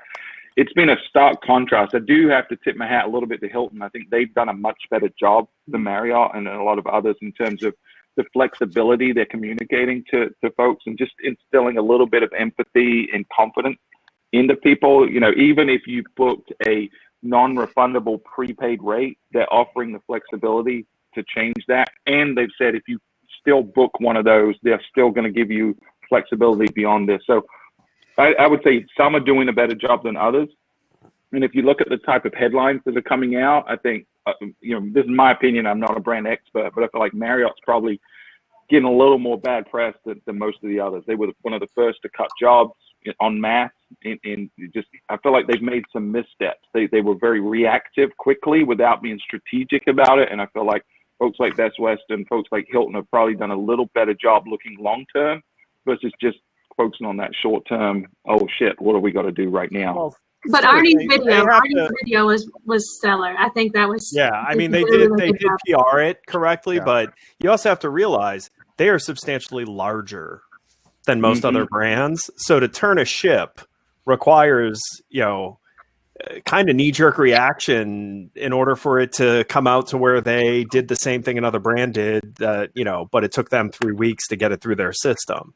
So, I mean, listen, I'm usually one of the first ones to kind of poo-poo some of these brands on these things. But I will say they have an opportunity. And that opportunity is they can actually show their owners truly how valuable they are by negotiating on the behalf of their franchises with the U.S. government for the bailout. If they help their owners get bailed out, and it's done through a conduit through the brand, that owner, you will never be able to tell that owner that brand isn't the best brand. Right. And so that is the opportunity they have. And honestly, they should be doing that. That's right. To Tim's point, I have an owner that has a Best Western and some of the other bigger brands. And he posted a video thanking Best Western for their flexibility because there are a lot of owners that are super scared that, just like with the airlines, the bailouts being at the huge big companies, and how is it going to help the smaller owners? So are they going to help Marriott and Hilton versus help the smaller owners and management companies? Right. And I know that was a question that was brought into the query of what we could ask the gentleman earlier today, and I just didn't really want to put them into a position where they had to, because they have to speak over this because they got to talk to those same people in different rooms, and I didn't want to kind of hold them to the spot of what do you think this is going to go to, or who's going to benefit the most out of this process. But I mean, it is a valid question as the road goes forward as to who really is going to be helped the most from this process. Is it going to go from the top down? Is it going to go to the bottom up? Is it going to go to the people in the middle? All of that kind of stuff that is still a question mark, as to how it breaks down. But going back to the brand and what Stuart said and so forth about closing down the social, this is an amazing opportunity. And I think, Gretta, you had this on one of your webinars, because I know I said something about it. Right. Is the longhand conversations that can be had now. We're not looking at the 7-second rule as much as we used to. We're not talking about impact, boom, boom, and then the action button. We're talking about the ability to stretch out the conversation, improve the dialogue. Stuart, you hit it best. The aspirational. 80% of the people enjoy more the planning of the thing, somewhere 80% ish something. Enjoy the planning of the adventure more so than the actual adventure itself. And so we have this wonderful chance to create storyboards and storylines and content. And really, that's the thing that we're focusing the most on is we're piling in mountains of content on the website, because whether you use paid advertisement or whether you use social content, it all has to point to some core source. And then we start talking about the schema and Google Zero and showing up for stuff. Nobody's touching it. They fired. I had 3 previous clients call me up. I'm not going to call them out by name, where they're like, "Hey, Lauren, what's up?" And I'm like, "Oh, hi." It's like, "Hey, listen, do you still have access to our Google account?" I'm like, "Yeah, you never pulled me off it." "Oh, thank God. I can't shut off the account," because their company fired the people that had access before they realized who they kicked out the door. And I'm like, really? Brilliant. Well, but first of all, I agree with what you just said completely. I also want to go back to what Valyn said, because I think that messaging of what Radisson is doing in terms of, talking about how you're helping your local community, talking about how you're helping your staff, talking about, what you're doing to make this better for all the people around you is probably the best brand marketing you can do right now for the longer term, right? Because it's non-selling. It's just, hey, we're in this we're facing the same challenges you are. This is what we're doing to try to make a small dent in the universe in terms of making this better for the people around us. And I think that's going to pay. I don't think this. I'm confident that is going to pay dividends in the longer term. Oh, yeah. We already knew from Katrina, and even before that especially after Katrina, those companies that were actually able to promote what they actually did and show customers what they were able to do. The social media aspect, though, I just want to go back to how important that is for people to tell their story in a way that's unique. Not always the silly part, but showing your general manager doing laundry in the back, showing what an honorable profession hospitality is. This is the day we get to really feels like and how good it feels to be part of our industry. And those stories will help build a new group of people that want to be part of what we're doing, because we're doing things that matter. So I think if these hotels can really step up to the plate, like I was so proud to be with Hilton, and we took care of 1,200 Katrina victims, and we were able to turn them around into Section 8 housing in 7 days with sponsor families. And FEMA came knocking on the door the day we actually sent 10 people off that we couldn't help because they had health issues to the shelter, but we didn't have to send them off someplace. We took care of them. We housed them. We sheltered them. We found them sponsors, all the resources they could possibly want. And if you use creativity and innovation, and that's what hoteliers are, and our problem solving skills, we can really change and make a difference, but we have to be really creative. And it is a fabulous story to tell. But I think everyone's just, if they don't use their marketing opportunities today, they're missing out on those, to tell those stories, because everyone will be telling the same one, and they'll all just they'll piggyback on each other. One very, very, Greta, that's a great point. One very interesting thing I heard somebody say the other day, yesterday, I think it's been for one very long day this week. But one thing that I heard someone say was that, this situation, what is interesting about this situation is this is a hurricane that happened to hit the entire globe, and all the things that have been true in hurricane situations are kind of the same thing. Obviously, the length of recovery may be a lot longer, but I just thought it was an interesting way to think about it.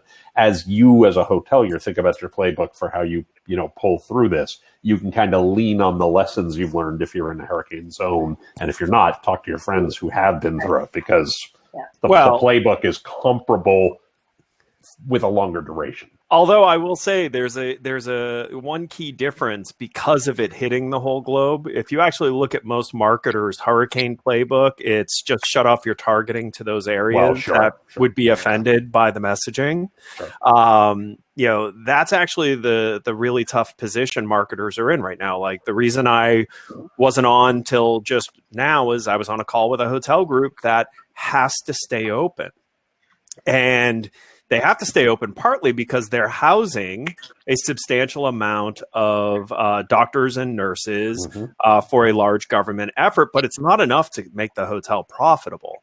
So they're trying to walk that fine line of, we're here if you need us, but don't travel. I mean, is really what they're trying to do. But they need their occupancy to go up, or they're going to get, completely more damaged, by keeping the hotel open for these relief workers, because there just aren't enough relief workers to kind of hit the threshold. So marketers are being hit with something that I don't think any have seen, where there isn't a safe audience to target. Right. Yeah. So you have to actually be thoughtful on your messaging and realize that this messaging is going to be seen by people who are really in pain or scared. And so, that's unlike Hurricane Playbook. Because Hurricane Playbook, you just avoid the market that this would hurt. And you target to, everyone else less than, 50 miles away from them who are completely unaffected by it. So empathy is sort of the game, but empathy is a double-edged sword, right? Because for people who are really suffering, it doesn't matter, right? No. So empathy could be even a weapon you just can't avoid it sometimes. I mean, even vendors like my company, empathy is, we're reaching out to the customers who use our products to say, here's how you can use our products better, even in this really crappy time. You've got it, you paid for it, let's get the most out of it. But it's, but then sometimes we're doing internal email campaigns to our customer base, and we got a couple of nastygrams from hotels saying, we're closed. Mm-hmm. You should have known better. I'm like, well, sorry. Right? I mean, we're doing our best here. So, and it wasn't, we're not trying to offend you. And, so and there are people out there, like potential guests, who will say, why are you talking to me about, I don't know, snow-covered Alps or beaches in December when I've lost my job and I'm not going to get it back for this year? Right. Well, also too, there's the impact effect, the ripple effect of it. I'm talking to empty chairs now. I'm calling contacts at companies that no longer exist. Right. Oh yeah. Right. And I don't know who else in the I have to actually go dig and research and start going through a list of people to say who is still in a chair. Right.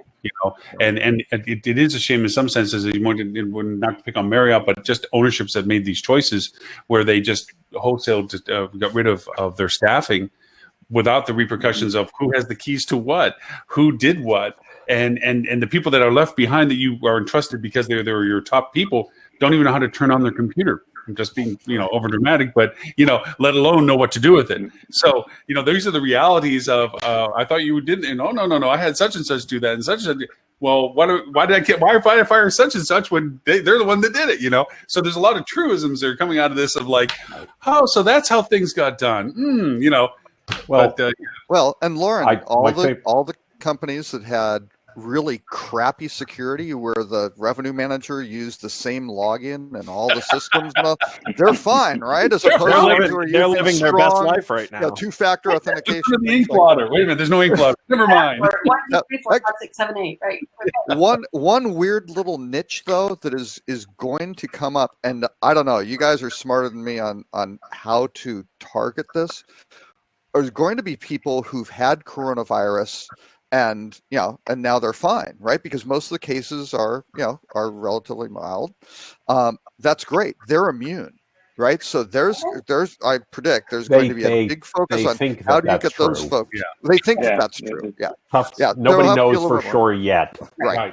What but my thesis is there's going to be a lot of focus on how do you activate those people. If they can get some research, say, yep, this is it. Looks like immunity is good.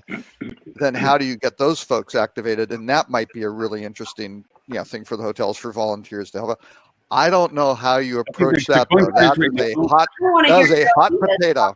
Yeah, I think the coin phrase for that now is the resilient traveler, and that's what it is being a defined category of how are we targeting the resilient traveler. And to Tim, you're exactly right. There is, and Dell pointed out too, there is no certainty that you can't be asymptomatic. There's no certainty that you can be a carrier afterwards. And none of us are medical professionals, and none of us are working on this from a medical perspective. Take our advice. But the reality I will speak to, and then there's three categories of people right now: people that still have jobs, people that don't have jobs, and people who are uncertain about their jobs. And all three of those categories are not primed right now to go out and start traveling at the first opportunity, because those that still have jobs are working their butts off. Dang, Lauren! The ones that don't have a job are eager to find one, so they don't have the stability to want to go to travel, or at least not distant travel. And the third, those that are uncertain about their jobs are going to do everything they can to maintain the security that they do have while they still have it. The only people that have the opportunity to possibly exploit the travel opportunity afterwards, once we know more about how to travel from this new paradigm that we're in, are the people that, even though the stock market's bare and they lost a lot of money, is that they have the facilities to still go take advantage of the opportunities that pop out there. And that's not a very big audience. So, Lauren, I'm going to disagree with you. Sorry. Okay, go ahead, Greta. I'll let you jump in there. Sorry, I'm like waiting for just a brief pause. Welcome to the show, Greta. Sorry. No, it's okay. We have a series on preparing for the rebound, which is really focused on the individuals. And so I'd love for any of you to, contribute and add in there. But one of the things that's really important is a lot of folks are posting on social media, really not things that people should be seeing when they are in an interview process, because most people who were furloughed are going to have to re-interview for their job, right? It's not an automatic, you're going to get back, you're going to come back. And they're also going to have to be in interview mode.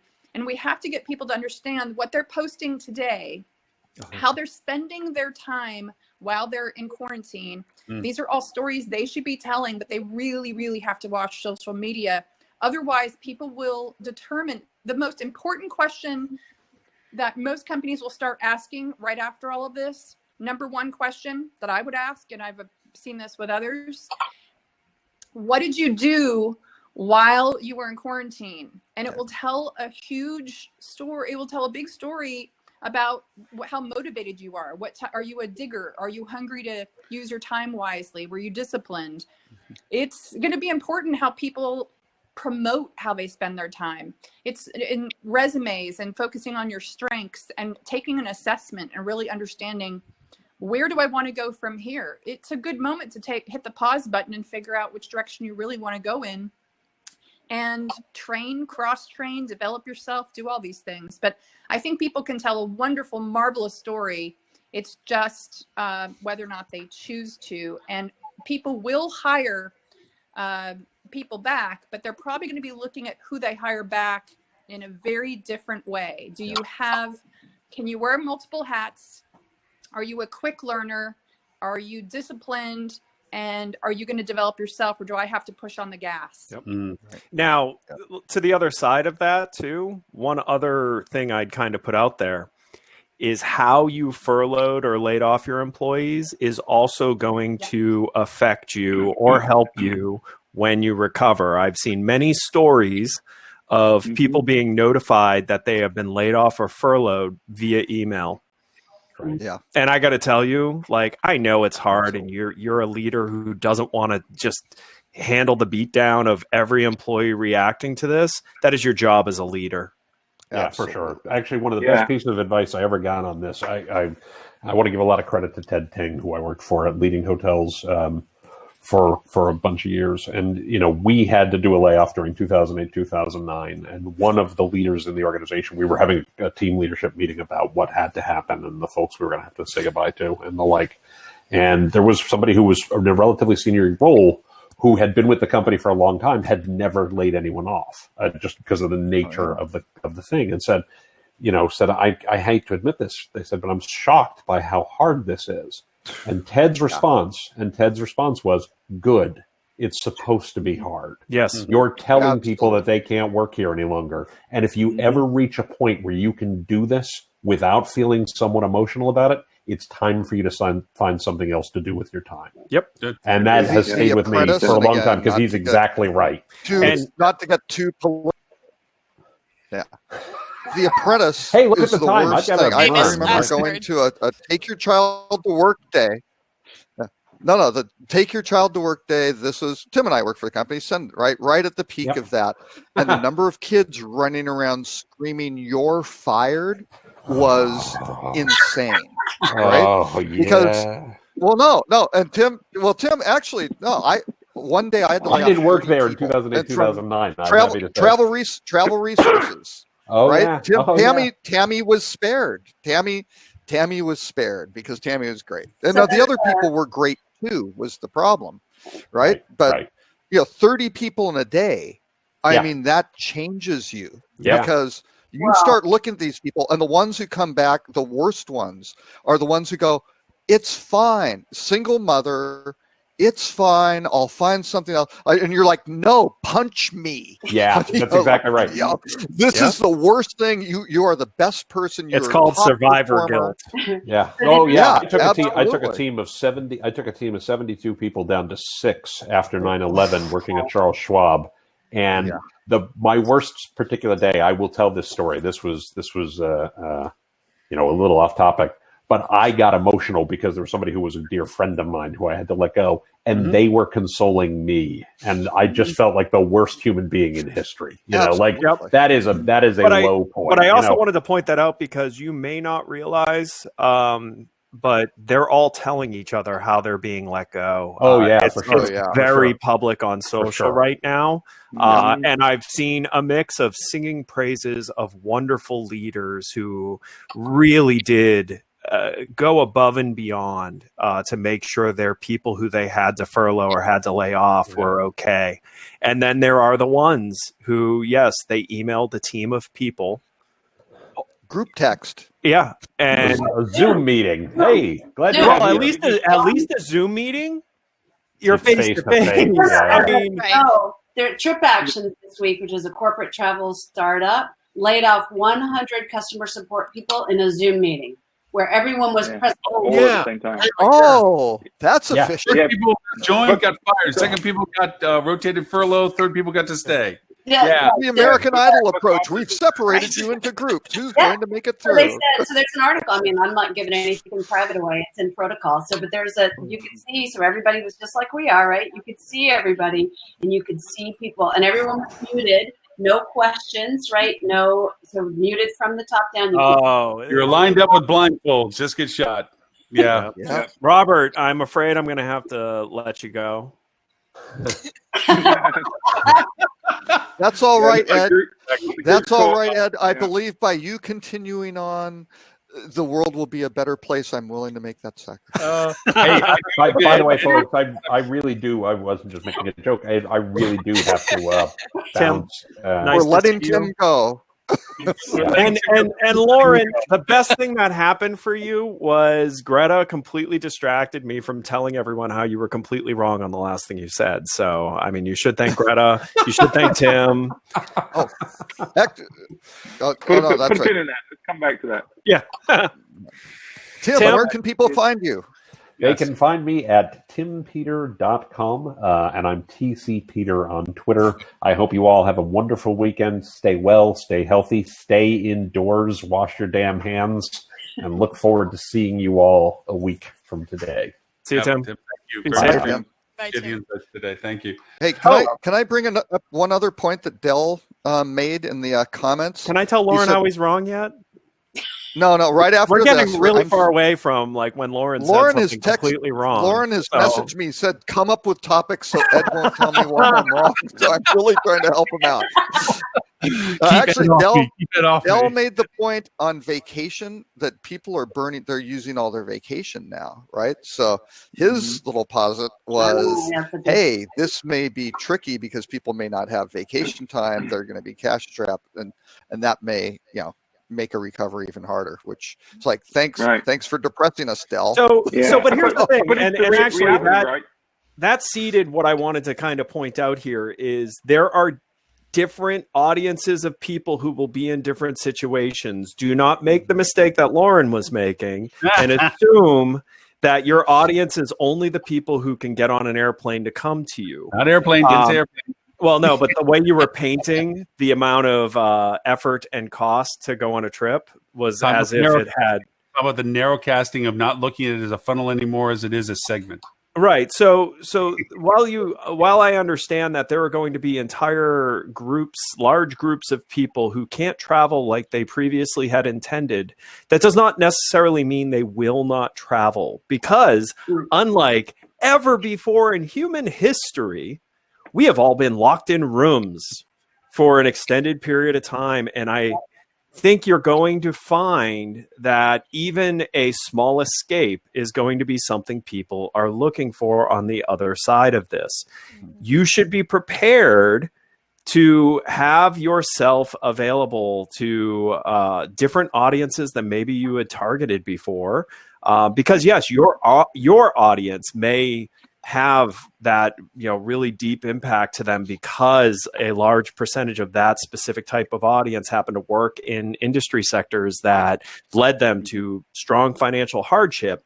But also understand there's going to be a lot of people who are on unemployment where unemployment is actually going to be okay compared to what it usually is. So don't just assume that if someone's on unemployment now that they're going to be completely cash strapped and not spending a little bit differently, because unemployment's actually going to be probably what it should have always been as a as a safety net. Thanks to what's being argued right now in the House. But also anyone, if you are a family resort, like I need to get my kids out. Like I'm sorry. Like my kids. I agree with you in it all. In that, I'm trying to point out the fact that we think we're going through a tunnel and we're just going to turn the lights back on to the way it was when we come out the other end. And what I'm trying to say is, no, you just don't go back to turning on the campaigns you had before, to the people you thought before, to the reasons you had before.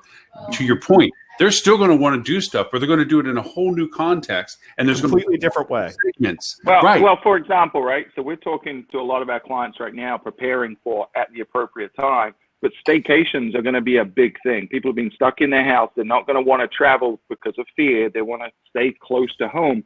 But they just going to want a different scenery and the relaxation of a hotel. So having a package that targets the locals and also ask them to support local business, I think is a really good thing to be strategizing about right now, because your local market will be the first to come back, then your drive market, and then eventually business and group and flight and all that other stuff.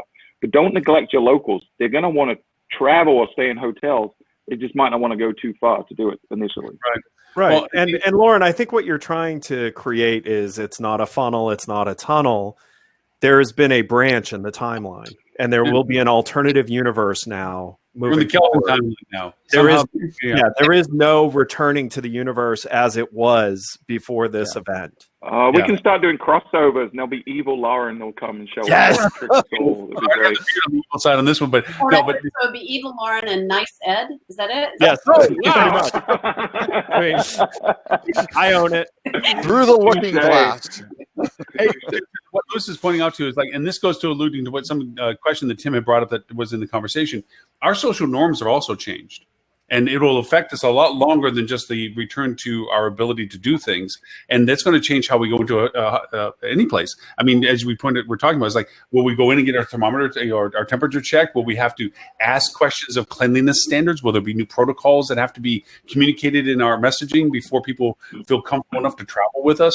There's a whole lot of changes going on for people now realizing that until a virus vaccine of sorts gets fixed or some sort of ways to handle this gets more normalized, people will be modifying their expectations in their travel process as well. It's going to be a long time before I touch a breakfast buffet, any of those spoons again, Yeah.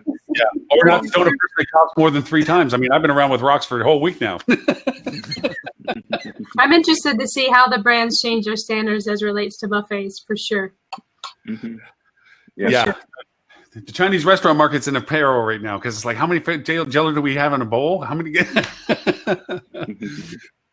But anyways, so is there any particular other article, since we're getting close to a time of it, is there any other article that stood out that we want to make sure? I know we want to hit the boop, and the rut rows are kind of self-evident, but I mean, is there any other articles that came out of Robert's list that we want to make not miss?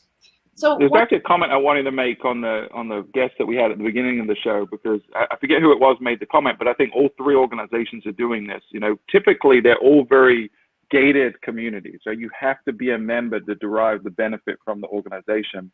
But one of the things I've been really impressed about in the hospitality industry in general has been the generosity and the we're all in this together kind of fighting spirit that I've seen. So a lot of these organizations and entities that are out there trying to help their stakeholders are also opening that up. You know, if you look at AHOA, for example, all of what would have usually been gated content is now publicly available to everyone to benefit from. Yeah. So I would say hats off to everyone that's taken that approach, because we really are in this together, and the more we can help each other survive, I think the stronger we're going to come out of this. Absolutely. Very true. Very good point for that. Shall we consider the boop, or I mean, I know we traditionally go for the rut row, but the whole show has been about a rut row. Yeah, so let's boop it up. What was the boop today? Well, no, the other thing is, the only reason I put Robert, let Valyn talk. So the thing I wanted to talk about, or just briefly mention, was the article in the Caterer about the OTA refunds. Yeah. So I have friends, like we all do, in various parts of the industry, and so one of the things that I had heard is part of this challenge is that the call centers that are maintained by all the big companies were hit hard by viruses. So Absolutely. Part of this is that, at least in one OTA's issue, was that all their call center people were sick, and they ended up having to close their call center. So there was no way for them to manage the influx of calls coming in about their bookings that had, either non-refundable statuses or partially refundable. So the OTA just said, fuck it, right? We're just going to give it all back. And that's They did it Oprah style. Well, you get a refund, you get a refund, you get a refund. And that's probably the best.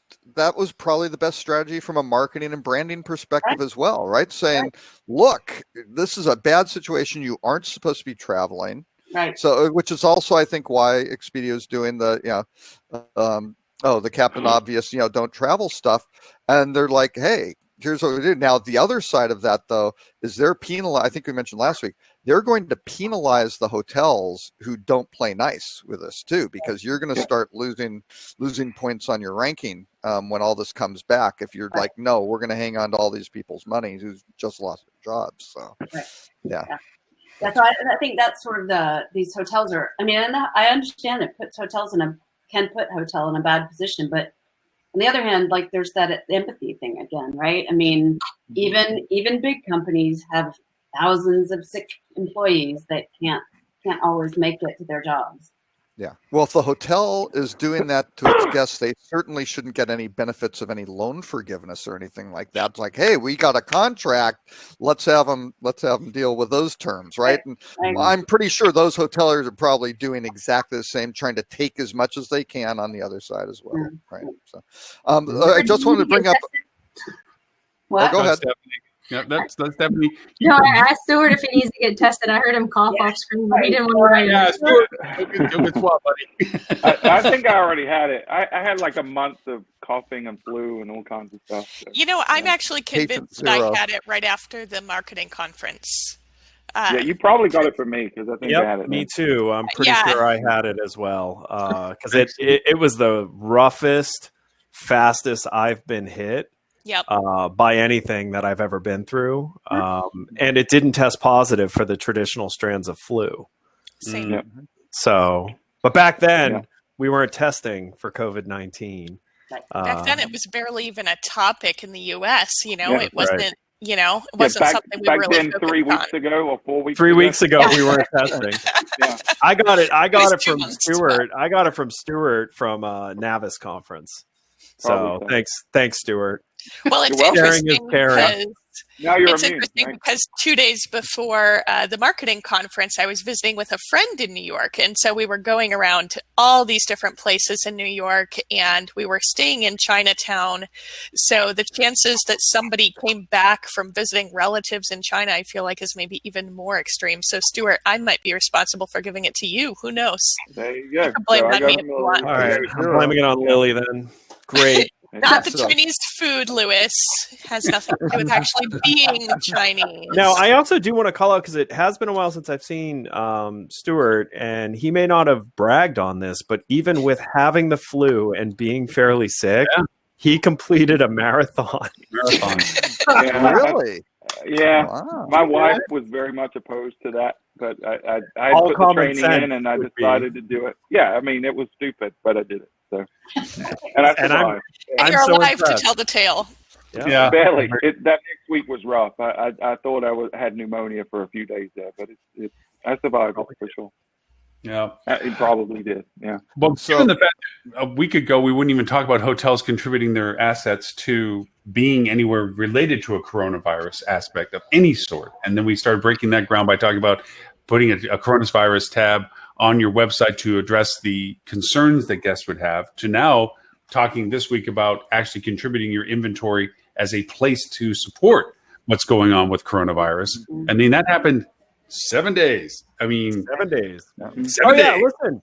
This week, I've spent a lot of my time showing our partners how leaning into talking about the reality of what's going on actually gets way higher engagement than they were ever getting before. We have multiple, and I've shared it with you guys, that like we have multiple clients straight up leaning into, you should be home, you shouldn't be traveling, we are closed, so let's have some fun together. Yeah. And My those favorite are I've here. seen, Yeah. I saw Discover Estonia put out a campaign, and the hashtag was "Stay the F Home." It was great. They do great. Yeah. They are doing Estonia, so great creative. stuff. Yeah. Yeah. All right, I got 4 minutes. All right, so let's do the boop. Boop. Boop was really simple. I mean, the Four Seasons in New York, which is a what's their ADR? Probably maybe north of 1,000. Is that the one on Right, I would- Billionaires Row? It's on 57 East 57th. It's a nice address.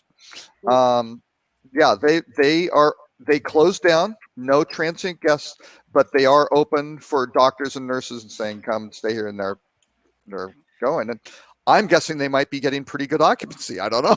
The doctors, nurses going, Yeah, that would be a good spot to stay. If I'm a nurse, right? It's Four Seasons or like, I don't know, Javits, right? A bed in Javits. Thank you. Yeah. I don't know. Javis Exactly. is such a lure. You know, you get to, No, but what Bob also But said, Accor is doing it in France. And then the other one, which I think is really, Airbnb hosts are providing housing to 100,000 responders, right? So Airbnb is doing it as well. So, and that's a lot of units. Yeah. I Well, think to be fair, Airbnb isn't doing that, right? The hosts are doing that. Correct. Sure. Well, but they're positioned. Airbnb is facilitating, but the generosity is coming from the hosts, not from Airbnb. Right. Yeah. Yeah. But But it's again, their for idea, Accor, Stuart. that's probably mostly the owners of the hotels too, right? So. But I don't want the hotel industry propping up Airbnb like we continue to do on a daily basis. Absolutely. Agreed. Yeah. Louis made the comment back in the chat here. Yeah. Exactly the point. Well, So- also too, you keep in mind that where we are right now for somebody that comes up with a protocol of how to not endanger your staff in support of this. Oh no! Uh-oh. Who touched stuff? Me, again, it's Just me. close your window if you have to leave. Don't I touch have stuff. to. I was trying to. Hold on, we're still here. We just got changed over to where we're being Teeny displayed. tiny little. There. There we go. Okay. Who's sharing their screen? All good.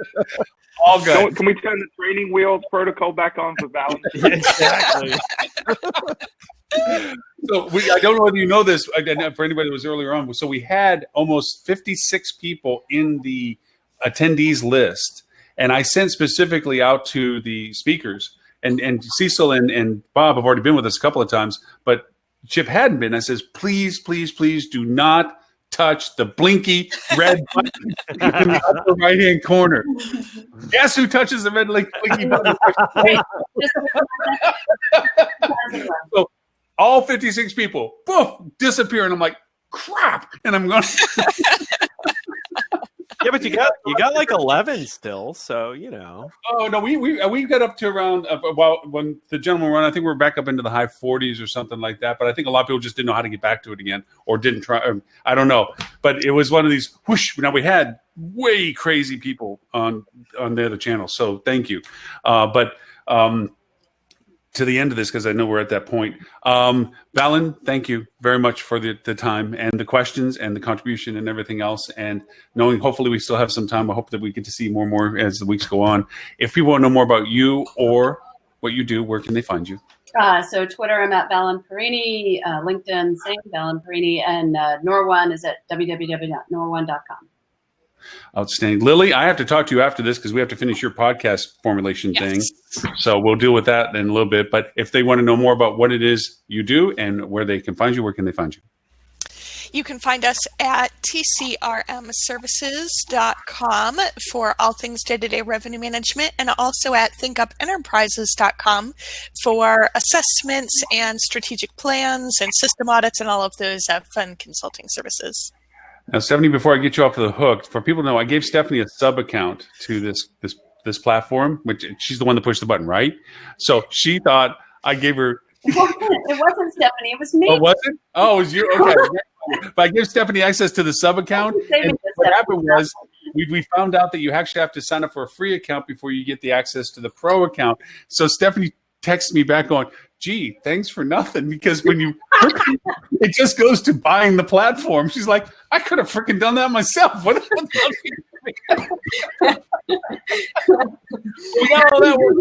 Thank you.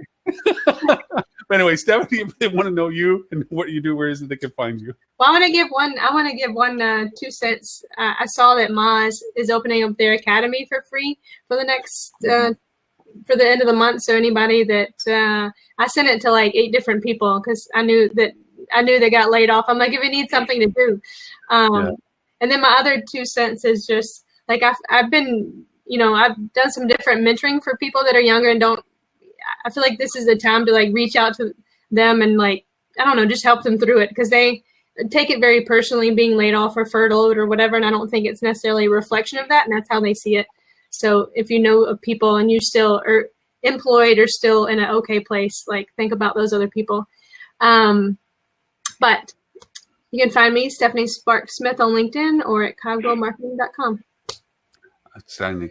Mr. Cole, if they want to find you, sir, where can they find you? rockcheetah.com or at Robert K. Cole. Or if you want to subscribe to the Rock Cheetah Hospitality Update, you just go to bit.ly/rockcheetah, all lowercase. And for the record, I had mentioned that earlier in the show before you were there. Just so you know, I'm watching your back, buddy. You did. Well, thank you very much. Even though you don't do your homework and pick a freaking music track so we can make a podcast for you, but that's beside the point. I told you. I've been reliving high school, so homework was not a priority back then. Mr. Stuart Butler, for all things, and I owe you stuff. I owe you a list of stuff for a podcast and a couple other things. You and Ed both.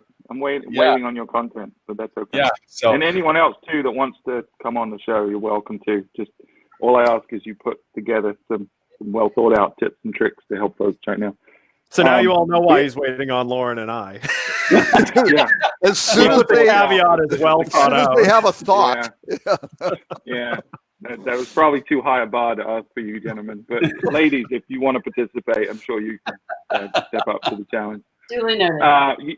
So you can find me at my house for the foreseeable future. You can also find us on fueltravel.com. We put together a resource page. Really, we did that because a lot of the resources that now are available weren't at the very beginning, so we jumped on it early. So you can go to fueltravel.com/resources, and we just aggregated every article and webinar and blog and video and podcast we could find that's related to how to deal with this crisis from a lot of different perspectives, and you can search it and filter it and vote up the ones that are more useful. So we've gotten a lot of good feedback on that. That's been helpful to a lot of folks. And we've also stepped up production of the podcast. So fueltravel.com/podcast. We put out 4 or 5 episodes now related specifically to COVID in preparedness and things you should be doing from a tactical perspective. We've had Lauren on a show, Tim on a show. We've done a few on our own. And we're going to be continuing to pump those out. And then we're also doing a little video series that's going to roll out starting today, where it's going to be how to do specific things. Because one of the things we've learned talking to folks is people are having to be responsible for jobs they don't know how to do, because people have been let go and they find themselves given the keys to something, but they don't know how to drive it. So we're doing a lot of videos on how to add negative keywords to your PPC campaigns to avoid words like cancellation and COVID and things like that. So a lot of just little short videos that are going to help people navigate these crazy stormy waters. So fueltravel.com is where you can find all that stuff. And then I will say PSA, just like Stephanie said, calling younger people and trying to help them through this. I would also say too, if you have someone that's touched your life in the past that, maybe is alone, an older folk, one of the at-risk population, a lot of people right now is sitting in isolation, and there's a lot of loneliness. So pick up the phone and call people that, are in a situation where they need to hear a friendly voice. And if you can do that with a video chat, even better, because that'll bring a lot of joy to people's lives. So just take the time to think of others. Yeah, I've already called Robert and Lauren this past week. So, thank you, youngster. I appreciate it. It means a lot to them. And don't forget your family members too, that are all over the place, because everyone's suffering, and bring a little joy to their lives. And try to keep smiling. That's the other thing I keep telling people. We'll get through it eventually. Yep. Mr. Ed, sir, breaking news: the House of Representatives has signed the stimulus bill. Yes. Wow! Thank goodness. Some movement. Yeah, that's nice. I don't know if they had to pull everybody back or not. I'm not sure. I'm calling it now. The SBA's website's about to crash. Yeah, exactly. Yeah, I have to give kudos though, because I was on the SBA's website before they did their scheduled maintenance, and there was sort of a page by page application process, and it was a little bit broken, and they've really simplified that into a one page, print, sign, scan back to us. And I've never seen any sort of government related entity move that quickly before. So I was impressed at really the speed at which everything is being done right now, and grateful. Yeah. Nice. Mr. Ed, sir, you and what Flip2 does. Well, if you want to find more about me, Edward StOnge on social media, cats right there if you've just missed it. You can find out about Flip2 by going to flip.to. At some point, I'll probably be on Stuart's podcast if I can get my stuff together. You can have lunch with me and Lauren, every week, every weekday except for Fridays because of this show. So that's actually been a lot of fun. Mm-hmm. So others should join that. I'll also say the Arizona chapter of HSMAI has a really cool coffee talk that Holly had invited me to, and I've been doing that as well. Just a nice way to kind of just get to talk to people and hear what's going on, and things like that. So check those out too. Thank you. And Lauren, who is your daddy, and what does he do?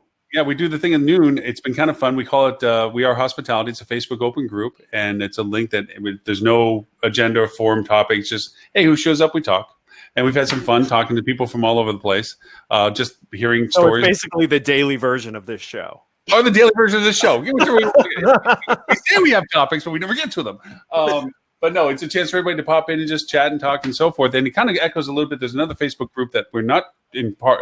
We're a part of, but we're not. We just happen to join, and that is Family Hospitality Family, which is out there, which has a huge. That's a great group, and that is a great group where they're, just people. It's a chance to really just talk. It's kind of like, as you say, hurricane-esque in the sense that everybody's in their front yard meeting their neighbor all over again, or for the first time, because everybody's grilling the food that's thawing because nobody has power. It's like a chance to reconnect or connect with people that you just never had the time before to engage with. So, and to keep, to Stuart's point, the sanity of civility, of worrying about people that they have no communications with others and they can't be with others. So by all means, and anything that we're doing, anything I'm doing, if I can help in any way, this is not a business pitch. This is how can I help pitch.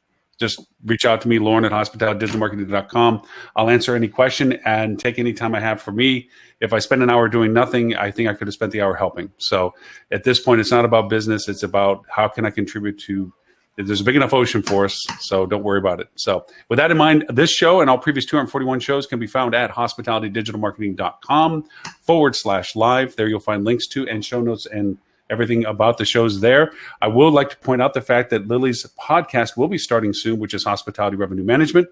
Robert's, God knows when, but it'll eventually be Hospitality by the Numbers whenever he figures to go over and pick a song that he likes to have in the background. We already have one running with Holly, who did not get to join us today, which is Hospitality Sales. That one's already rolled out and really good content. And I know that Liz is going to produce some really good content. Robert, I'm questionable about, but hey, everybody's got a slow puppy in the litter. And I do just want to point out too, because my podcast there are a lot of podcasts. All right, go down there. Go ahead, Lily. My podcast should be up and live here shortly. And my first episode is going to be focused on how to actually do the math and determine whether or not you should close your hotel. So it should be a pretty exciting first revenue management topic for the podcast. But if you are struggling with that decision, keep an eye out for that. And that'll be up and live within just a couple business days. Excellent. I'm sorry, Robert. Please go right ahead. I would actually probably defer to people watching Jan Freitag of STR's video podcast, which is on Thursday afternoons. STR is doing some incredible stuff now. I think they've been freed up by their new ownership with CoStar. They are doing really good stuff. Their European one that Robin's doing out of their UK office is also outstanding. I think that's on Wednesdays, but really, really good information. And Jan's insights are not necessarily filtered by some of the, let's say, the constituencies who want things to get painted certain ways. So yeah, he's doing it straight. The other thing is he's going to be covering demand, which has never been something that STR has covered. They've always kept kind of supply and demand, the true supply and demand numbers in the back office. And at least he said he's going to come out and start sharing those, which will be very interesting because demand has gone from 21 million room nights to about 11. That was a 1 week change. And if you start doing that, you won't see these skewed numbers because of RevPARs and occupancies. Well, those don't count closed hotels, right? So that's going to be a very, very valuable podcast. So I would think I would just rather have a redirect doing a podcast to that. So that's my recommendation. You could do a watch party. Oh, yeah. There you go. Your commentary talking over them. That's so it'd be like this show. Just like this show, yeah. Right. I'm sorry. I pick on you because I love you. I know. Well, and as you, I know. And it was interesting. Lauren was saying, "Welcome back to Valyn," and we were all looking back forward to your return. But now you've been around a little. I don't know. Do you guys really think it? Hey, anyways, with that in mind, thank you all very much, not only for those that are still with us, those that were joining us earlier, and those that joined us on all of the platforms that we simulcast on. As always, and we have been doing this now, as we have said, for over 6.5 years, every Friday at 11:30 Eastern. Next week's show, 243, we have a guest lineup that's growing. Just so you all know, it seems that we are getting more and more attention from being able to bring what we've been always talking about and other people like who we had earlier on. So there are those, and I'm hoping that some of the larger group or businesses, we can consolidate some of their presidents or CEOs and see what they're doing about and how they're handling this as well. So we hear more of a solidarity voice from them as well. So can we stop promising them that we're not going to come on and talk to them? Yeah. No. Yeah. This was the apex of that for me, in the sense that now from now on, they've been on the show, so they have to join the show as we do the show. Yep. You know. Yeah. This was a chance to. Here we are. We got all three of them together. So let them have their opportunity to be just them. But from now on, as in, we won't be able to do 10 talking heads. We're going to have to limit how many talking heads, though, because we know how complex it is when we get talking, and there's 9 and stuff like that. So if it is, there has to be some decorum regardless, because we can't do this with them. It just won't last. So, but to have us on there to ask our own questions, could absolutely. be fun, though. No. It'd be fun. It'll be brief. It has to be brief is what it would be. It'll be brief. I'm out. It's actually it's great training for them, though, right? When Yeah, things it really are- would they be. got tough questions. Yeah. Yeah. So You should change the name of the show to Hospitality Battle Royale. Yeah, right. Ooh. Okay. So Can we if get they a virtual come back- octagon? Yeah. Yeah. can we No, get no, an octagon, octagon no. back? If they want to come back with us and they let us know when they want to come back with us, we'll let them know. Yes, we'll have other co-hosts on this to ask their own questions, and they may ask what those questions may be ahead of time. They may ask, but we'll have some decorum as to how they get asked. We'll follow the same rule we have followed with every guest who's come on this show. We We're will nice for ask 30 you minutes, then we questions, beat 'em up. Yeah. but we will be nice about it. We won't try to get you. Right. That's not our style. Well, and it's never been us. We've never been in protagonistic about it, but just we do sharp elbows because we know each other comfortably enough to go back and forth to do this. They don't, and they have a So the idea of it is that we're going to have some decorum as to how we approach the questions. Could we And ship I'm them out. green I can't cards? do it. I can't be decorum. Can we ship them green cards to hold up when they want to talk? No, I'm not going to go that. You know what I'm saying? It's just we're dealing with a different combination of people. I think we can handle it. I think it'll be All fine. right, guys, I'm out. Yeah, I got to go too. Guys, Hey, Stuart, everyone. I sent you something. Just get Is it good? it done so we can get you guys moving. You're now my favorite. Lauren's my second favorite. Actually, you're my third and fourth. Oh no, I sent you a contract to sign. So sorry. Okay. Stay healthy, Oh, that everybody. Stay right. quarantine and wash your hands. Right. Good night, everybody. Bye, guys. Absolutely. Take care.